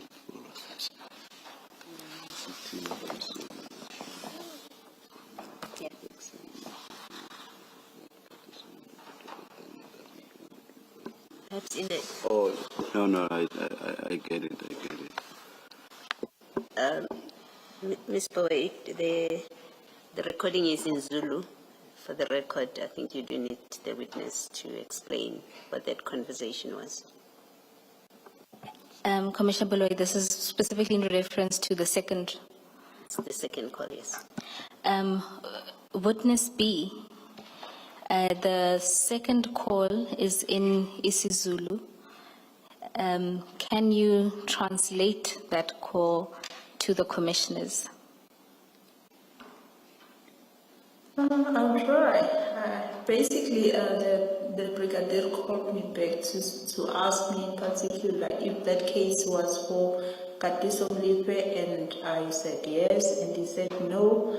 On that case, he is the suspect, therefore I shouldn't bring the docket to him. I must take it straight to the provincial commissioner. He doesn't want it. And for the record, who was the provincial commissioner at that time? It's General Msombe. Thank you. Witness B, did General Mtombeni's office or even the Sedibeng District Commissioner's office ever communicate this request formally to you or your commanders? No. That was the last time we had such conversation about the docket. Witness B, you say in your statement that as investigating, he is a suspect. Do you now know, as you testify, whether he is a suspect? Up to today, I'm not so sure what the brigadier was talking about, because as far as I understand in this docket, the suspects are arrested. There's only one outstanding with the J50, so I have no idea. And at any point before this the two telephone conversations, had General Guashu been involved at all to do with your docket, the Vereeniging docket? No, except when he was making requests through my colleague. That's the only thing I had to know this name from, but other than that, no. Thank you. Could he possibly have been a reference to Mr. Katiso Mlipe? Oh, beg your pardon, Commissioner, didn't get it. I'm saying, could the he is a suspect, could that possibly have been a reference to Mr. Katiso Mlipe? I actually not so certain, but there's one thing that I can note while we're there. Maybe it might bring a picture to the commissioners.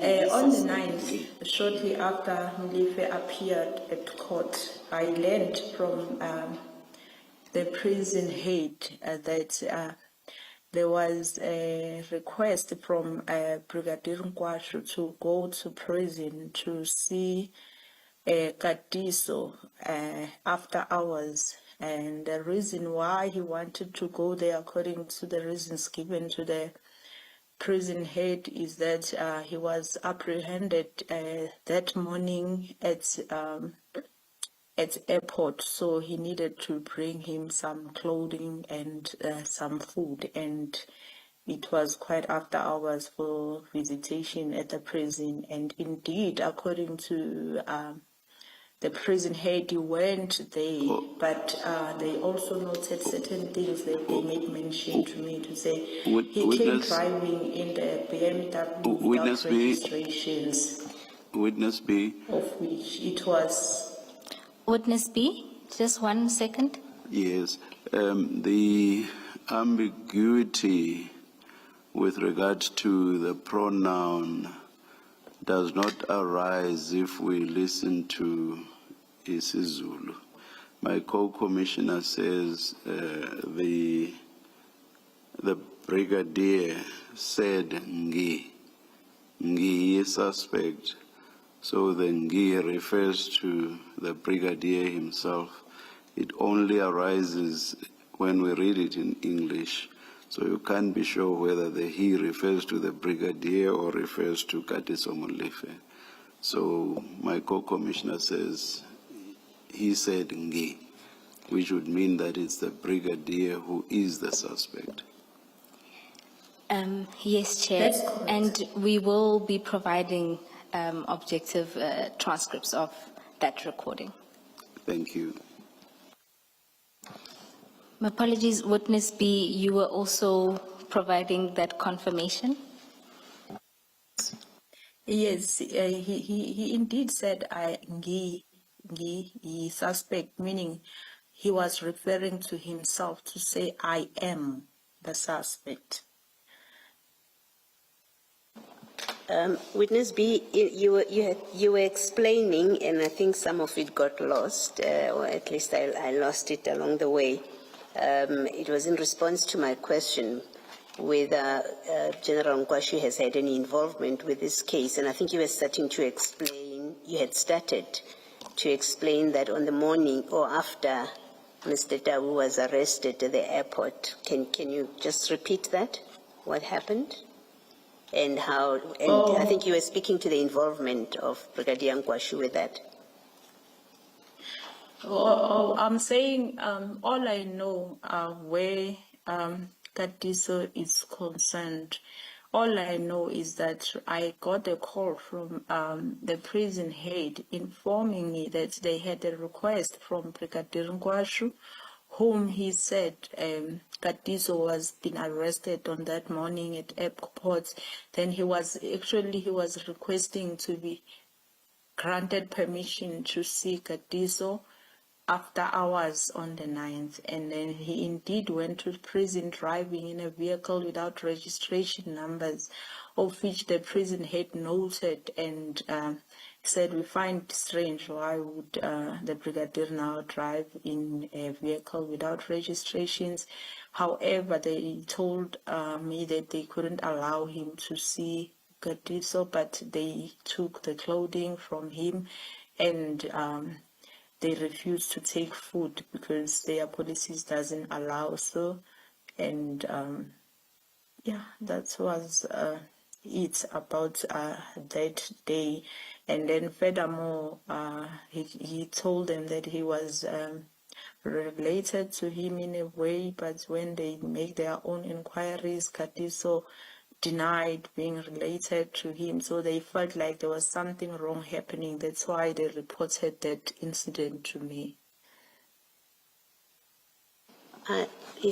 I don't know how prisons work, but is an incident such as this recorded in the prison's record where a visitor is asked to come in to see a person? Would there be a record in your experience of this?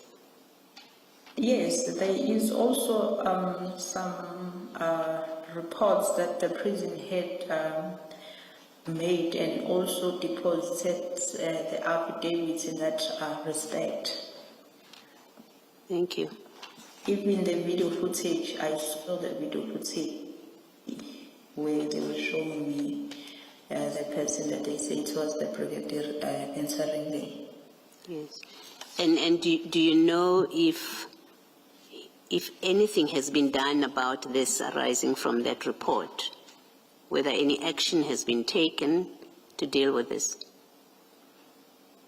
No. Okay. Thank you, Witness B. Commissioners, just to link the past 2 days' testimony, Witness A, you will recall, testified that he placed with the prison officials strict instructions that if there are only certain categories of people who are allowed to visit, and this is part of the reason why they were alerted of the visit. Furthermore, Witness C will come and deal with the specifics of the visit, including the records they received from the prison officials. Thank you.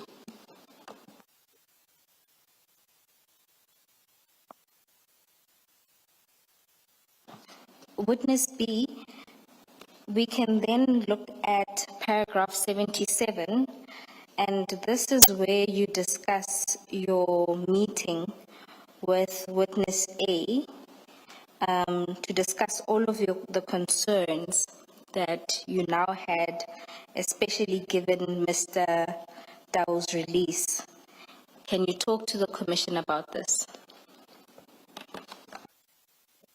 Yes. On the 3rd, we couldn't even sleep.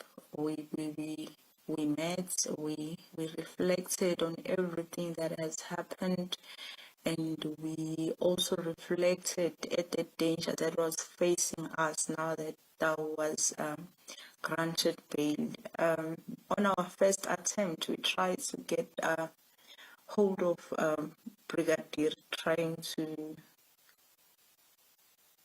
explain to her how do we feel now, what is at stake right now. And then we couldn't find the Brigadier. She was not in the province. She was having something out of the province, and then failing to get hold of her, we then tried now to think, what else can we do? Given the fact that already we had an instruction to say, speak to me or the general, now we try to think, how can we reach the general? At that point, we didn't have a direct line with the general. So we engaged one of our colleagues that we have worked with in the past. The one who's not even in our office, and then that will be Sergeant Matendra, who was, we knew that she's got an easy access to the general. Therefore, we drove to him, and then we delivered it there. And one of the reasons why we opted to go to Sergeant Matendra, I guess witness A has touched on this, because we have a history of working together in the serious cases. We once worked on several cases. Therefore, there was one member that we used to work with, of which a witness B mentioned that passed away. Maybe it's not the right word to say he passed away, because he didn't pass, because he was killed. And then with the situations that he would communicate with us to say, hey, there's a problem here and there, and then I might be killed. And we find ourselves in the very same situation. Witness B? And the person who would best Witness B? understand it was Matendra, because he knew what Lou faced and subsequently what happened to him. So Witness we B? knew that he will understand our Witness B? situation. But the main point was for him to connect us with the general, of which he subsequently did. Witness B, please hold your thoughts. Don't forget where you were. Ms. Poe, did you not introduce this discussion by making reference to paragraph 77?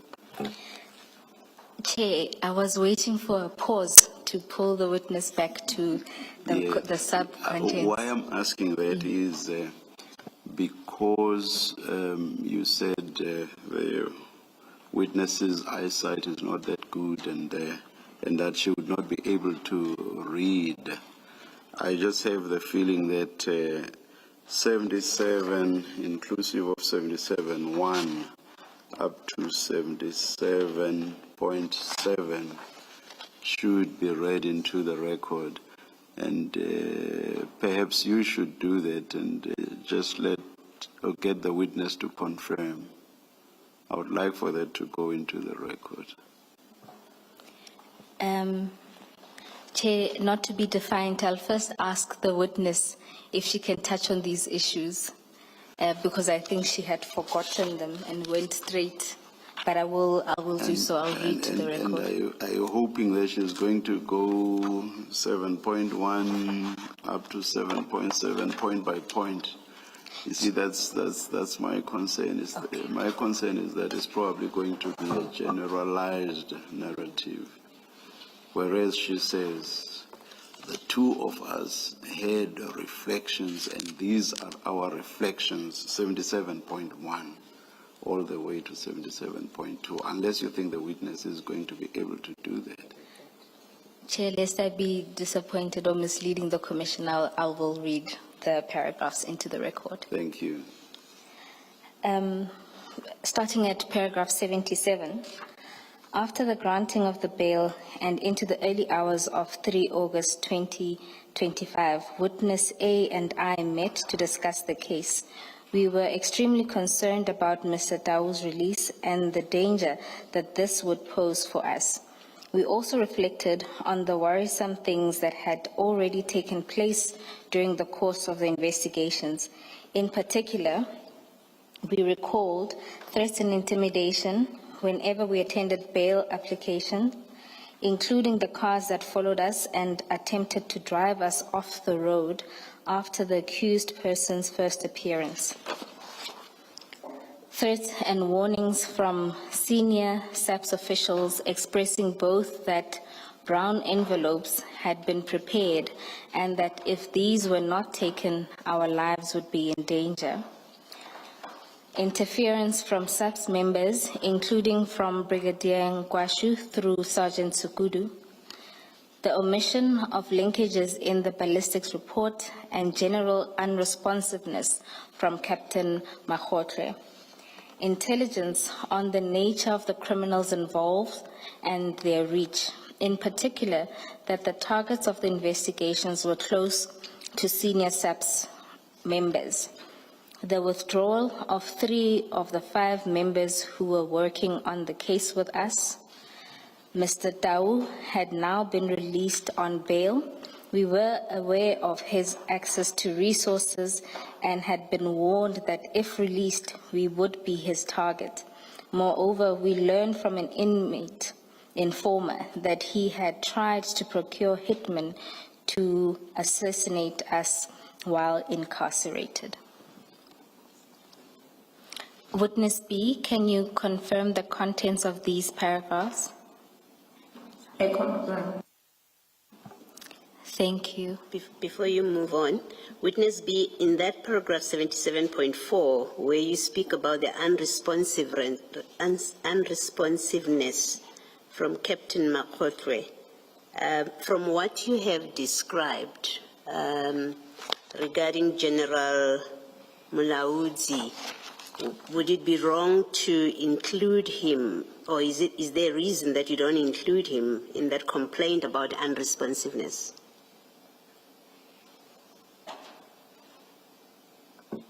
I don't think I understand the question, Commissioner.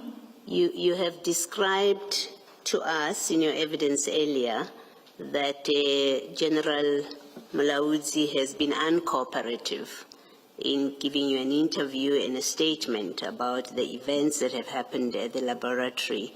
And what I'm asking you is, doesn't that conduct also qualify his failure to cooperate with you? Does it not qualify as unresponsiveness as well?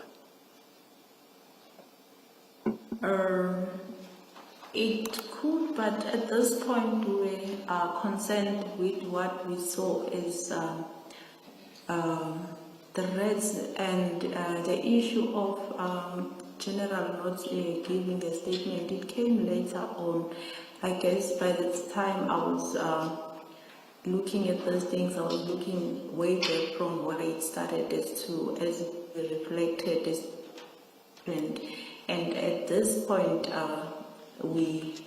I didn't really look at that to form part of the reflections that we were having at the time. And remember, these reflections we were having on the 3rd of August before we even attempt to get statements from the generals. I understand. Thank you. Commissioner Baloyi, on that point, there is a typo on paragraph 77. It should read 3 August 2024, not 5. So the incident with General Mulaudzi happens in January of this year.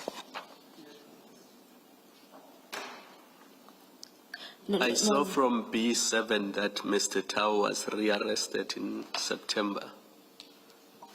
Yes, shortly after his bail release. Witness B, can you speak to Mr. Tau's rearrest after his bail release? Oh yes, he was arrested on the 20th of September. And then after he violated his bail conditions. And then what happened is amongst the what is this bail conditions was expected to check on him anytime, any day. He was instructed to allow the police to check on him anytime, any day. And then by the first day when I decided to go to check on him, he was not at home. And then we found his son there who told us that he went to work and he's the person who will always go. Then I just knew there and there that we have a problem now. We applied for search and seizure for his DVR because we learned that he had some cameras to monitor now what was happening all along. Only to find that shortly after his arrest, he never even obeyed that house arresting. He was going as if there was no restrictions. He would leave come midnight and everything. Then the docket as per section 67A was opened, and then subsequently J50 was applied and granted, and on the 20th of September it was executed. And then he has been in prison since then, and then that case has since been finalized and he has been convicted on that.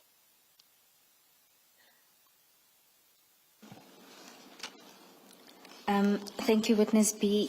You were at paragraph 78 and just explained your approach to Sergeant Matendra. And in your explanation, you told the Commission why Sergeant Matendra was the right person to approach. And I believe that the story you were conveying there is important to you. So if you can explain to the Commission there what happened. Sergeant Matendra is a colleague that we have been working with, especially in the serious crimes that involve multiple murders. And then we had another member that we used to work with, that would be Sergeant Lovo, who I said he was then killed in line of his duty. And then knowing that Matendra and myself and Witness A and Sergeant Lobo would work together on certain cases, we knew that he was the person that will understand our situation at the time, why we desperately needed to speak to the general about our situation, because we knew now that our situation, like our story, it was just a same script, different characters. We were going to the route where this the sergeant find himself in, because he would say that, hey, what I'm going through here, I might be killed. So he died knowingly so that he might be killed, as much as we already knew by that time that we are at the verge of being killed ourselves. So the best person who would understand our story, who understand it back to Sergeant Lobi, it was Sergeant Matendra.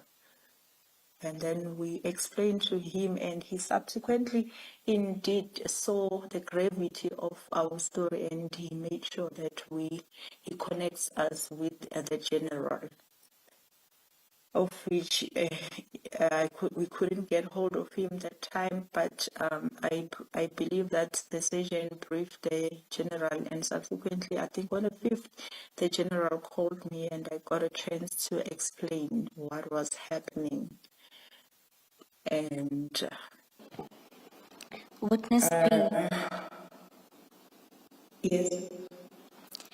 Before you deal with your conversations with the general, maybe to step back and deal with paragraph 79, where you talk about the dangers and your continued reliance on the private security company because the sub-TRA processes hadn't produced any results. Can you tell the Commission about that? Yes, we were like, from the second, we were relying on this private security or company to assist us in order for us to be able to do our investigations. And then the TRA also was done on us. Witness B, can you just remind us, when did you first request a TRA? It was shortly after the first appearance. I'm not so certain any longer because I don't have the copy of it, but I believe it was sometime in May. And as at August, you hadn't received it? Because And as I say, August, there was a second TRA now that was conducted, seeing that one, we don't know what happened to it. so between May when you asked and the beginning of August, nothing had been done on your first request? No comment. Do you know ordinarily how long or what is the response time when there's been a request for a TRA? Ordinarily, what would be the response time? It was the first time myself dealing with that. I don't know, but what I see on the second TRA, we spoke with the general, I think on the 5th, and then it's either on the 7th or on the 8th already we got response because the officers from the office conducting the TRA, they came to our office. I had an interview with them. So it was that quick on the second one. The second one, just to confirm, the second one was after you had now involved General Mbuso Kumal for assistance. That's right. Thank you.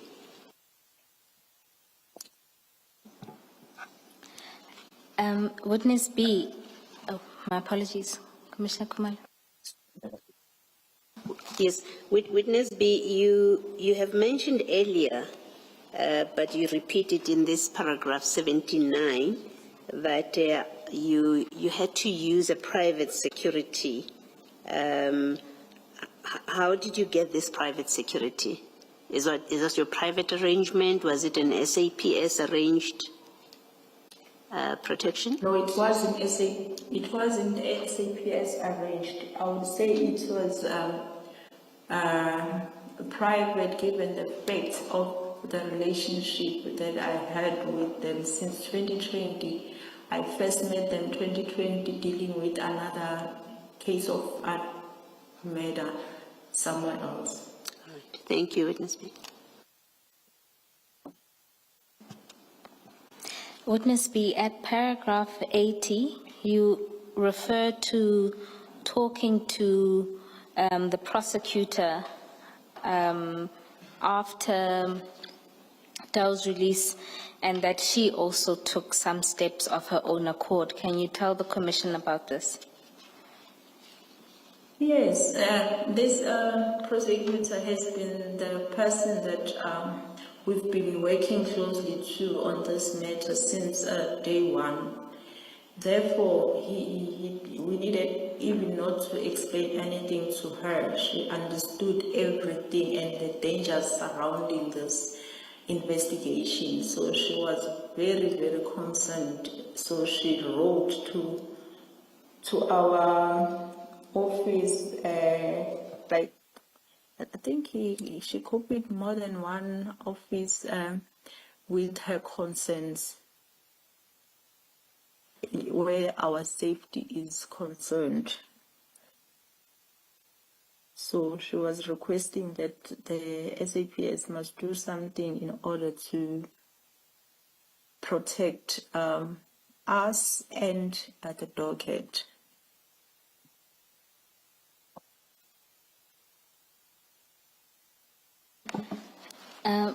Commissioners, the letter from the prosecutor is attached to General Khumalo's statement, and I think also General Masamula's statement. I'll provide specific references in the morning.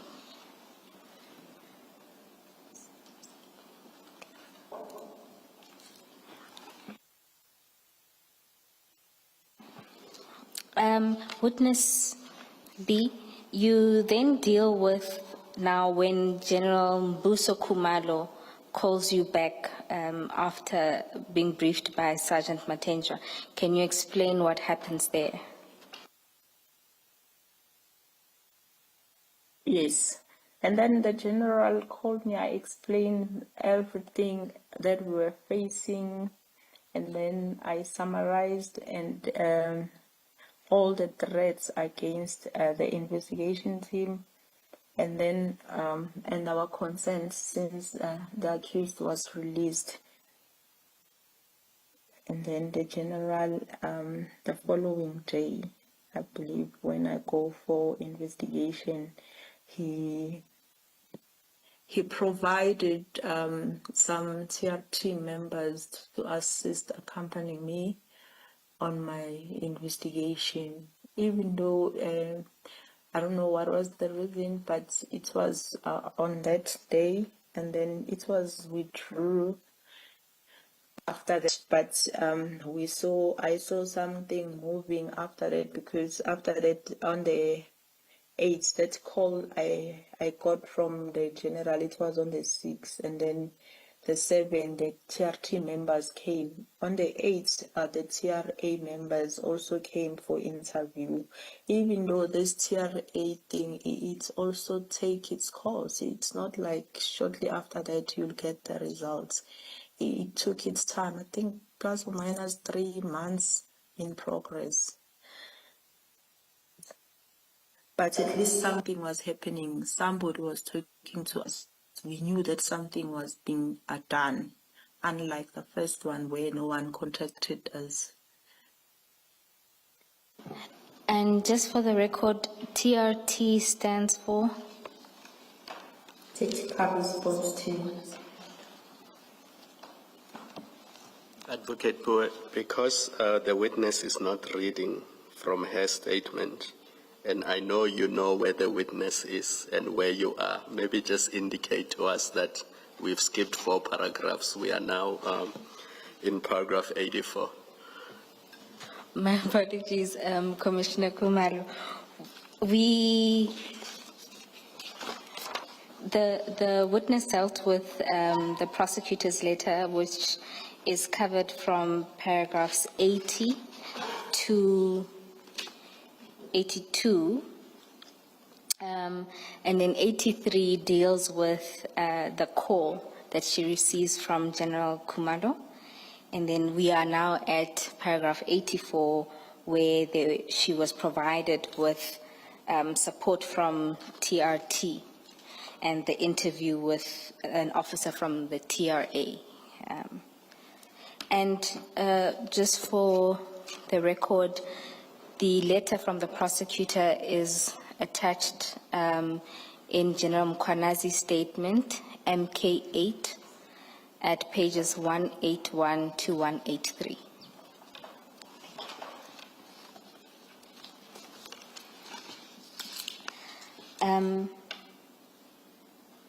Witness B, at paragraph 84, you deal with the interview with the TRA officer. Can you tell the Commission about that? Yes, I would say I had an interview with the Colonel and Dooley and Colonel Theron, of which I don't think I'll be able to say on record what we were dealing with in that interview. That's fine, witness B. And at paragraph 85, you deal at a high level with the findings of Colonel Ntuli. Can you explain that to the commission? Oh yes, Colonel Duli, in his findings, he classified the risk or the danger that we were facing as high risk. And witness B, do you know what this means for somebody who doesn't understand the categories of risk?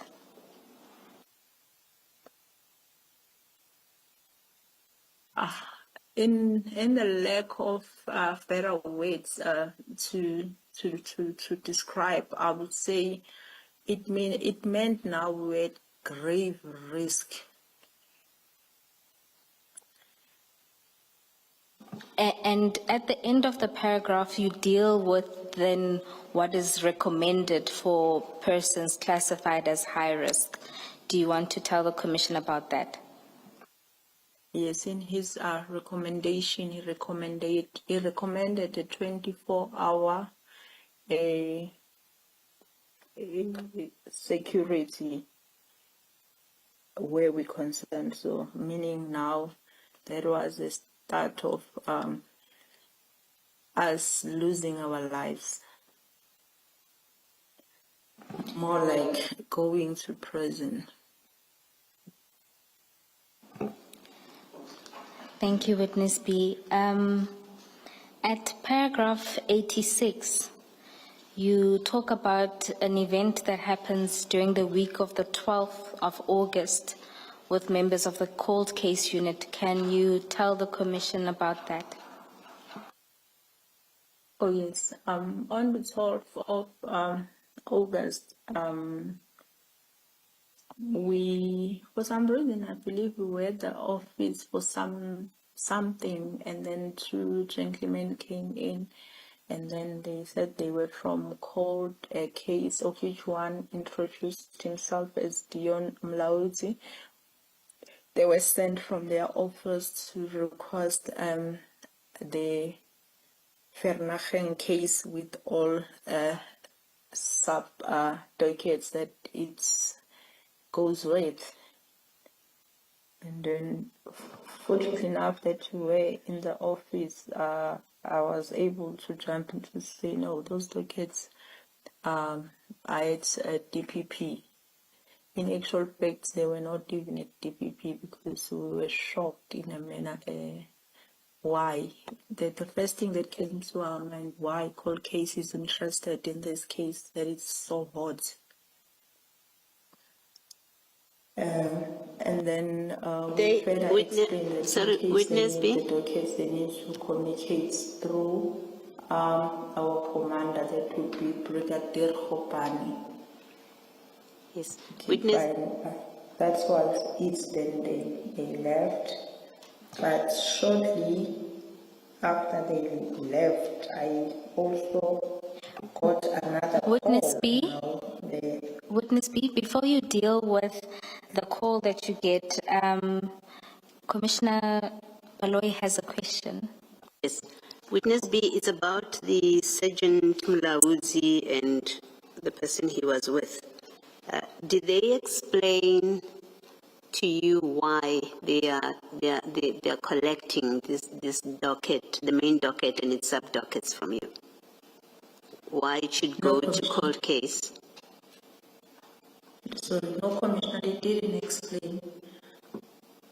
And you didn't ask? I did not ask. Okay, thank you. Thank you, Ms. Thank you, Commissioner Baloyi. Witness B, in paragraph 87, you talk about the cases traditionally dealt with under the cold case unit. You explain this to the commission.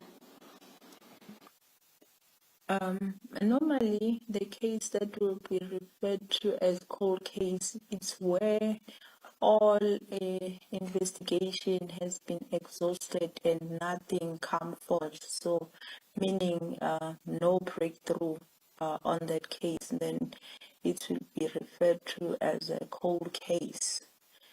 Doesn't mean now we stop investigating, but not actively as before, then a cold case will be dealing with such. And for completeness, did Vereniging and its sub-dockets fall within this category? No, that's why I used the word that was so hot, because number one, it was fairly not that old. It was a docket that was just opened April. This incident happened in August. Nevertheless, that what is the period? The fact is, people were arrested. It's a court-going case. It can never be classified as cold. And at paragraph 88, you then deal with a meeting that you had with Major General Khumalo. Can you tell the Commission about this meeting?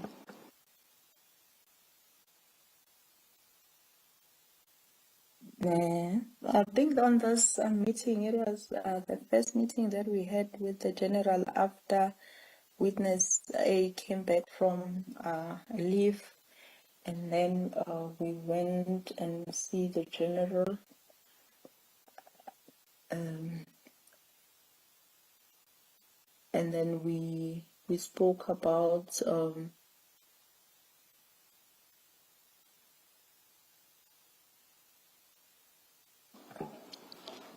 Witness B?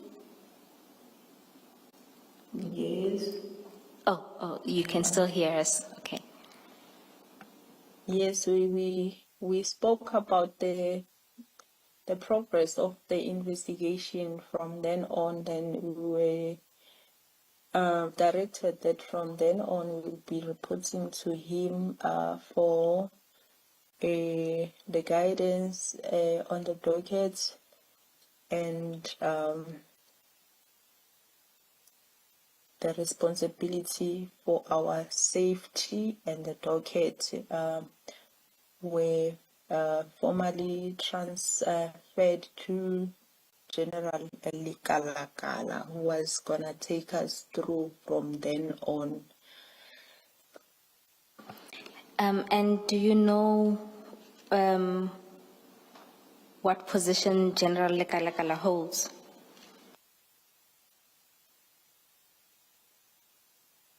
Oh, he's at Gauteng Counterintelligence.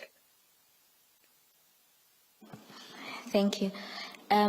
Witness B, in paragraph 89, you then say that on the same day as the meeting, you then receive a call related again to the cold case unit. Can you tell the Commission about this call? Yes, this time around I received the call from Colonel Rod, who was also requesting the very same dockets that two gentlemen came to collect previously, and I directed her to Brigadier Guashu to be the person that she refers the request to. And why did Hence, you? Brigadier also told me so, to say anyone who wants the docket, I must just redirect that person to her. And I shared her numbers also to Colonel Rod to speak to the Brigadier. Again, you describe this interaction as unusual in paragraph 89. Can you explain why? For the very same reason, because now already the two gentlemen came to the office. I explained that the Brigadier needs to be contacted. Instead of contacting Brigadier, I still get the same call from the same office to say I must give the dockets, and I still gave Brigadier Khopane's numbers still, but I also went back to the Brigadier to alert her to say, I got this call again, however, I gave you numbers. Most probably they will contact you, of which it was strange because when I get the briefing from the Brigadier, nobody ever called her. And that message from Colonel Root asking for the Brigadier's number, you deal with that at paragraph 90. Yes. Yes. Witness B, in that paragraph, you explain that you later approached Colonel Root for a statement. Can you explain to the Commission why you approached her for a statement and what the outcome of that was? Okay. Later on, during the course of our investigation, I was instructed by the commander here to say we must get the statement talking to the, because he wanted to understand the reason why, in the first place, the docket was requested. And then we first spoke over the phone, and she said it's okay, I can come see her. I went to her office under the impression that I will get this the statement. However, when I got there, she said no, she was acting on the instruction from her superior, being Brigadier Gininda. Therefore, she needs to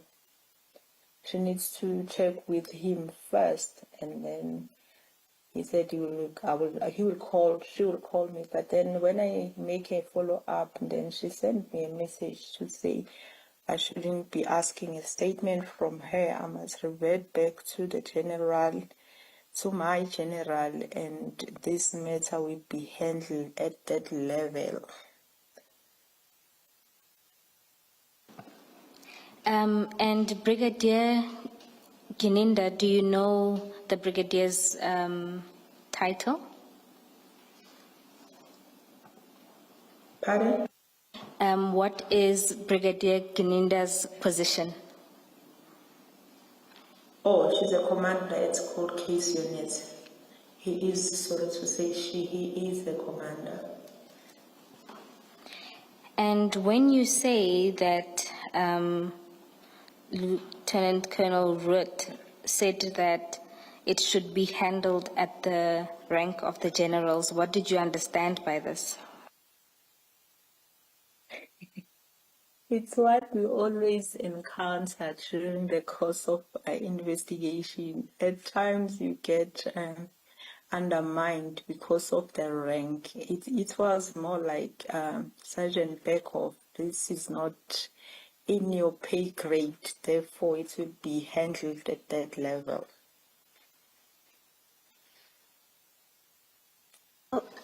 Witness B, before this discussion ultimately with Colonel Root, had Brigadier Gininda expressed any interest or in any way become involved with this your investigation?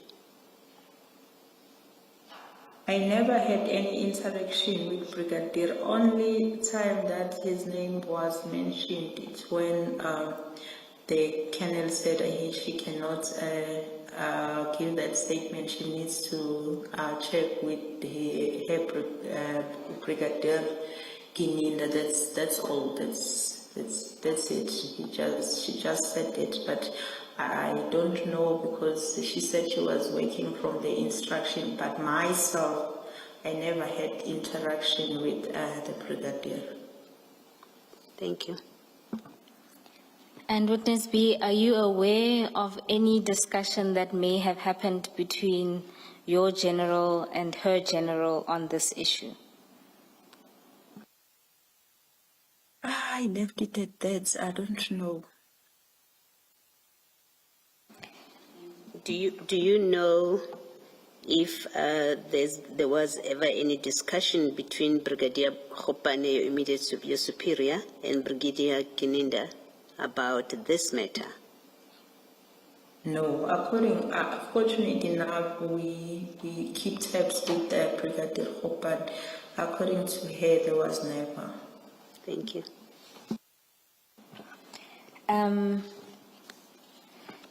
Witness B, at paragraph 91, you make a note on the insistence from the cold case unit to obtain the docket. Do you want to talk to that? All I can say is that up to today, I really don't know why they needed to have this docket.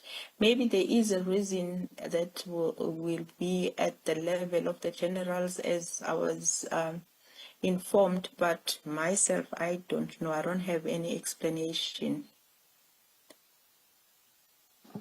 Maybe let me ask a question. Do you know who would be Brigadier Gininda's general?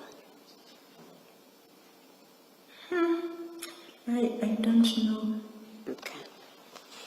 Thank you. Witness A, are you authorized in your position? Sorry, Witness B.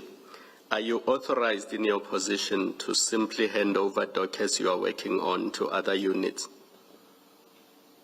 No, not at all. Without the blessings of my commander, I can't do that. You would have to obtain permission from your commander. That's correct.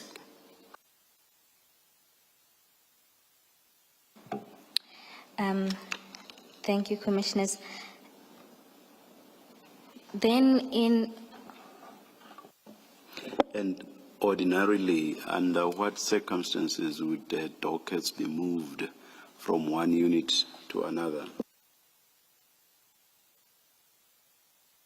Normally, when we have interlinking cases, maybe, and then you'll find one unit obtaining the docket from one to another, but normally the one that will seek dockets from another is the one that is having an active investigation that is at court. Maybe when you find linkages, then you'll go obtain from other units in order to place them at the court roll, because they will be there like more like cold, because it won't be a court going. But when you investigate, like let me say, for instance, in this one, this docket has demanded us to have more dockets through linkages, in terms of you may find that the other docket is also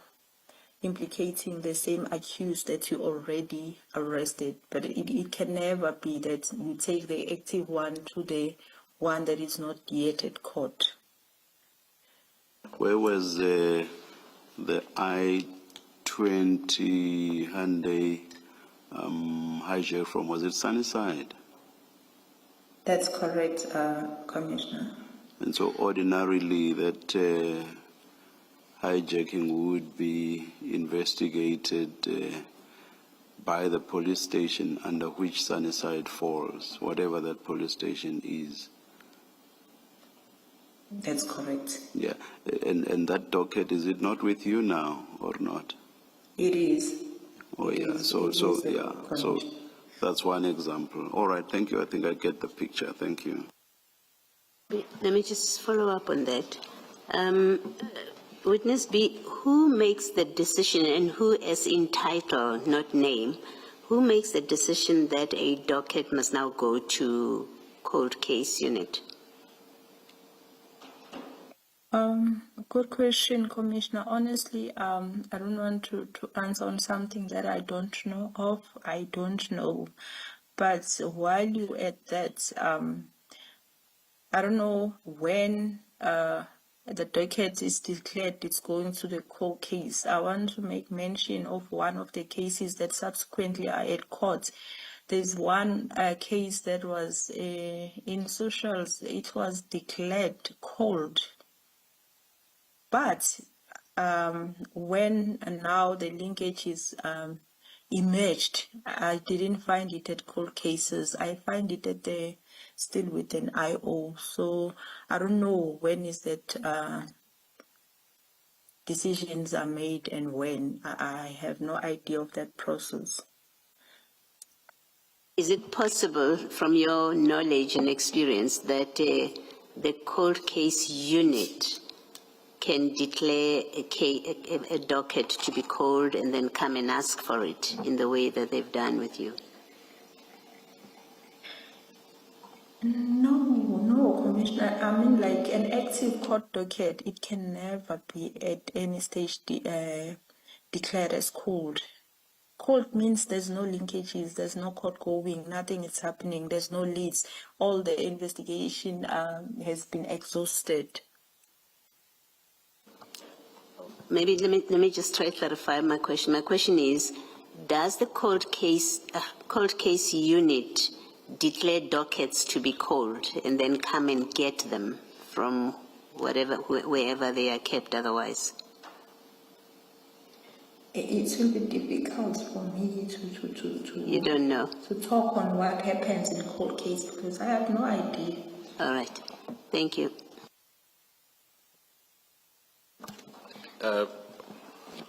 Witness B, this request from the cold case unit, did they only ask for the Vereniging Meda docket or did they ask for other dockets that you are in possession of? It was Vereniging and all its babies.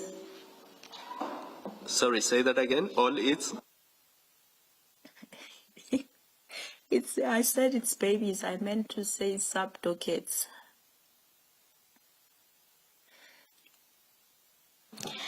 Just for completeness, can you tell us what those are? Oh, it was Vereniging 275 of 4 2024, Kleprefur 77 of 4 2024, Bramley 149 of 4 2024, and Sunnyside 286 of 1 2024.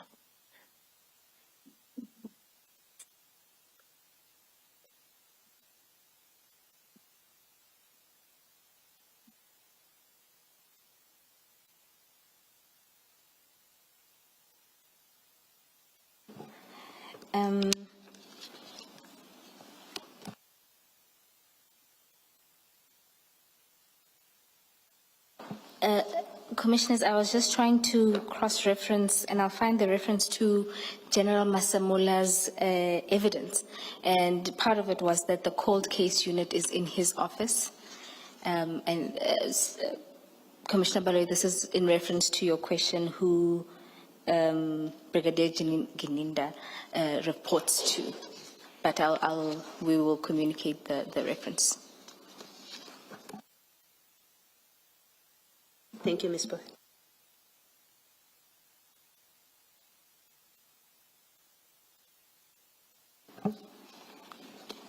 And then at paragraph 92, witness B, you deal with the unexpected events of the 5th of September while you were at your residence. Can you tell the commissioners about that? On the 5th of September, it was late, around 8. I was already sleeping. Then I was woken up by the rough knocks. Then I check, I see police officers, plus or minus 6 or 8, I don't remember, because that like frightened me. Like I was really scared because I didn't understand what was going on because there was no prior alerts to say maybe people that will come and everything. And when they got there, they also didn't know who they're looking for. Asking me, they telling me they're looking for, but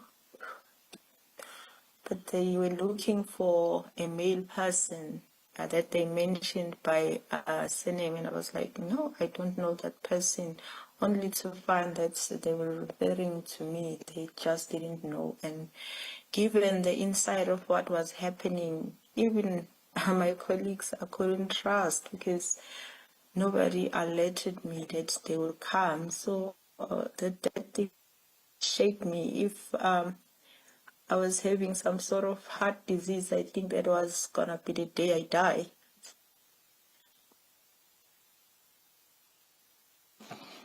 And did these officials explain who had deployed them to your residence? As to who, I don't remember if they said, but they said they were from public policing, public order policing, and then they were sent to be there at my house until the next morning. Then that was the beginning of the 24-hour protection. Because when they leave, there was a relief, like it went on and on and on like that. There was never a time where there was no police around me. And was it just public order policing that did the 24-hour security? No, at the night it will be them, but in the morning it will be TRT. And the TRT will be the one who will go with us for investigations. And in real terms, what did this look like for you at the time when these two units were providing protection at your residence?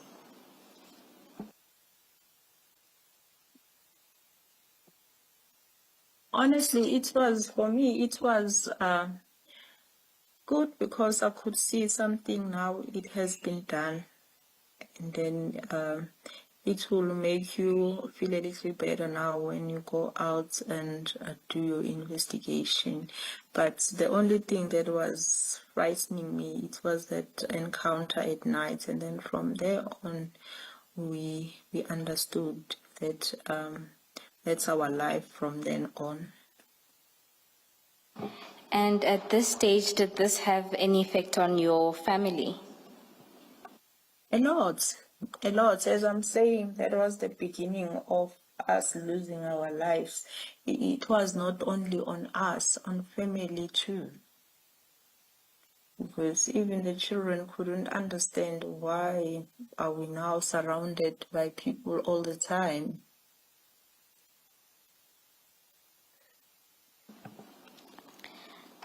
Thank you, Witness A. Commissioners, we are about to move to the next topic, which is a little lengthy, so I seek guidance on whether to start and make use of the next 10 minutes, or if... What's your preference? I would prefer a slightly earlier adjournment. Can I just ask one more question? Witness B, you may have covered this earlier, but maybe I did not hear you. Did the cold case unit ever come back to ask for the dockets, or was your communication, I believe it was with Lieutenant Colonel Ruot, was that the end of it? They never came back to ask for the dockets? That's right, Commissioner. That was the last time. Let us adjourn and resume at 9:30 tomorrow.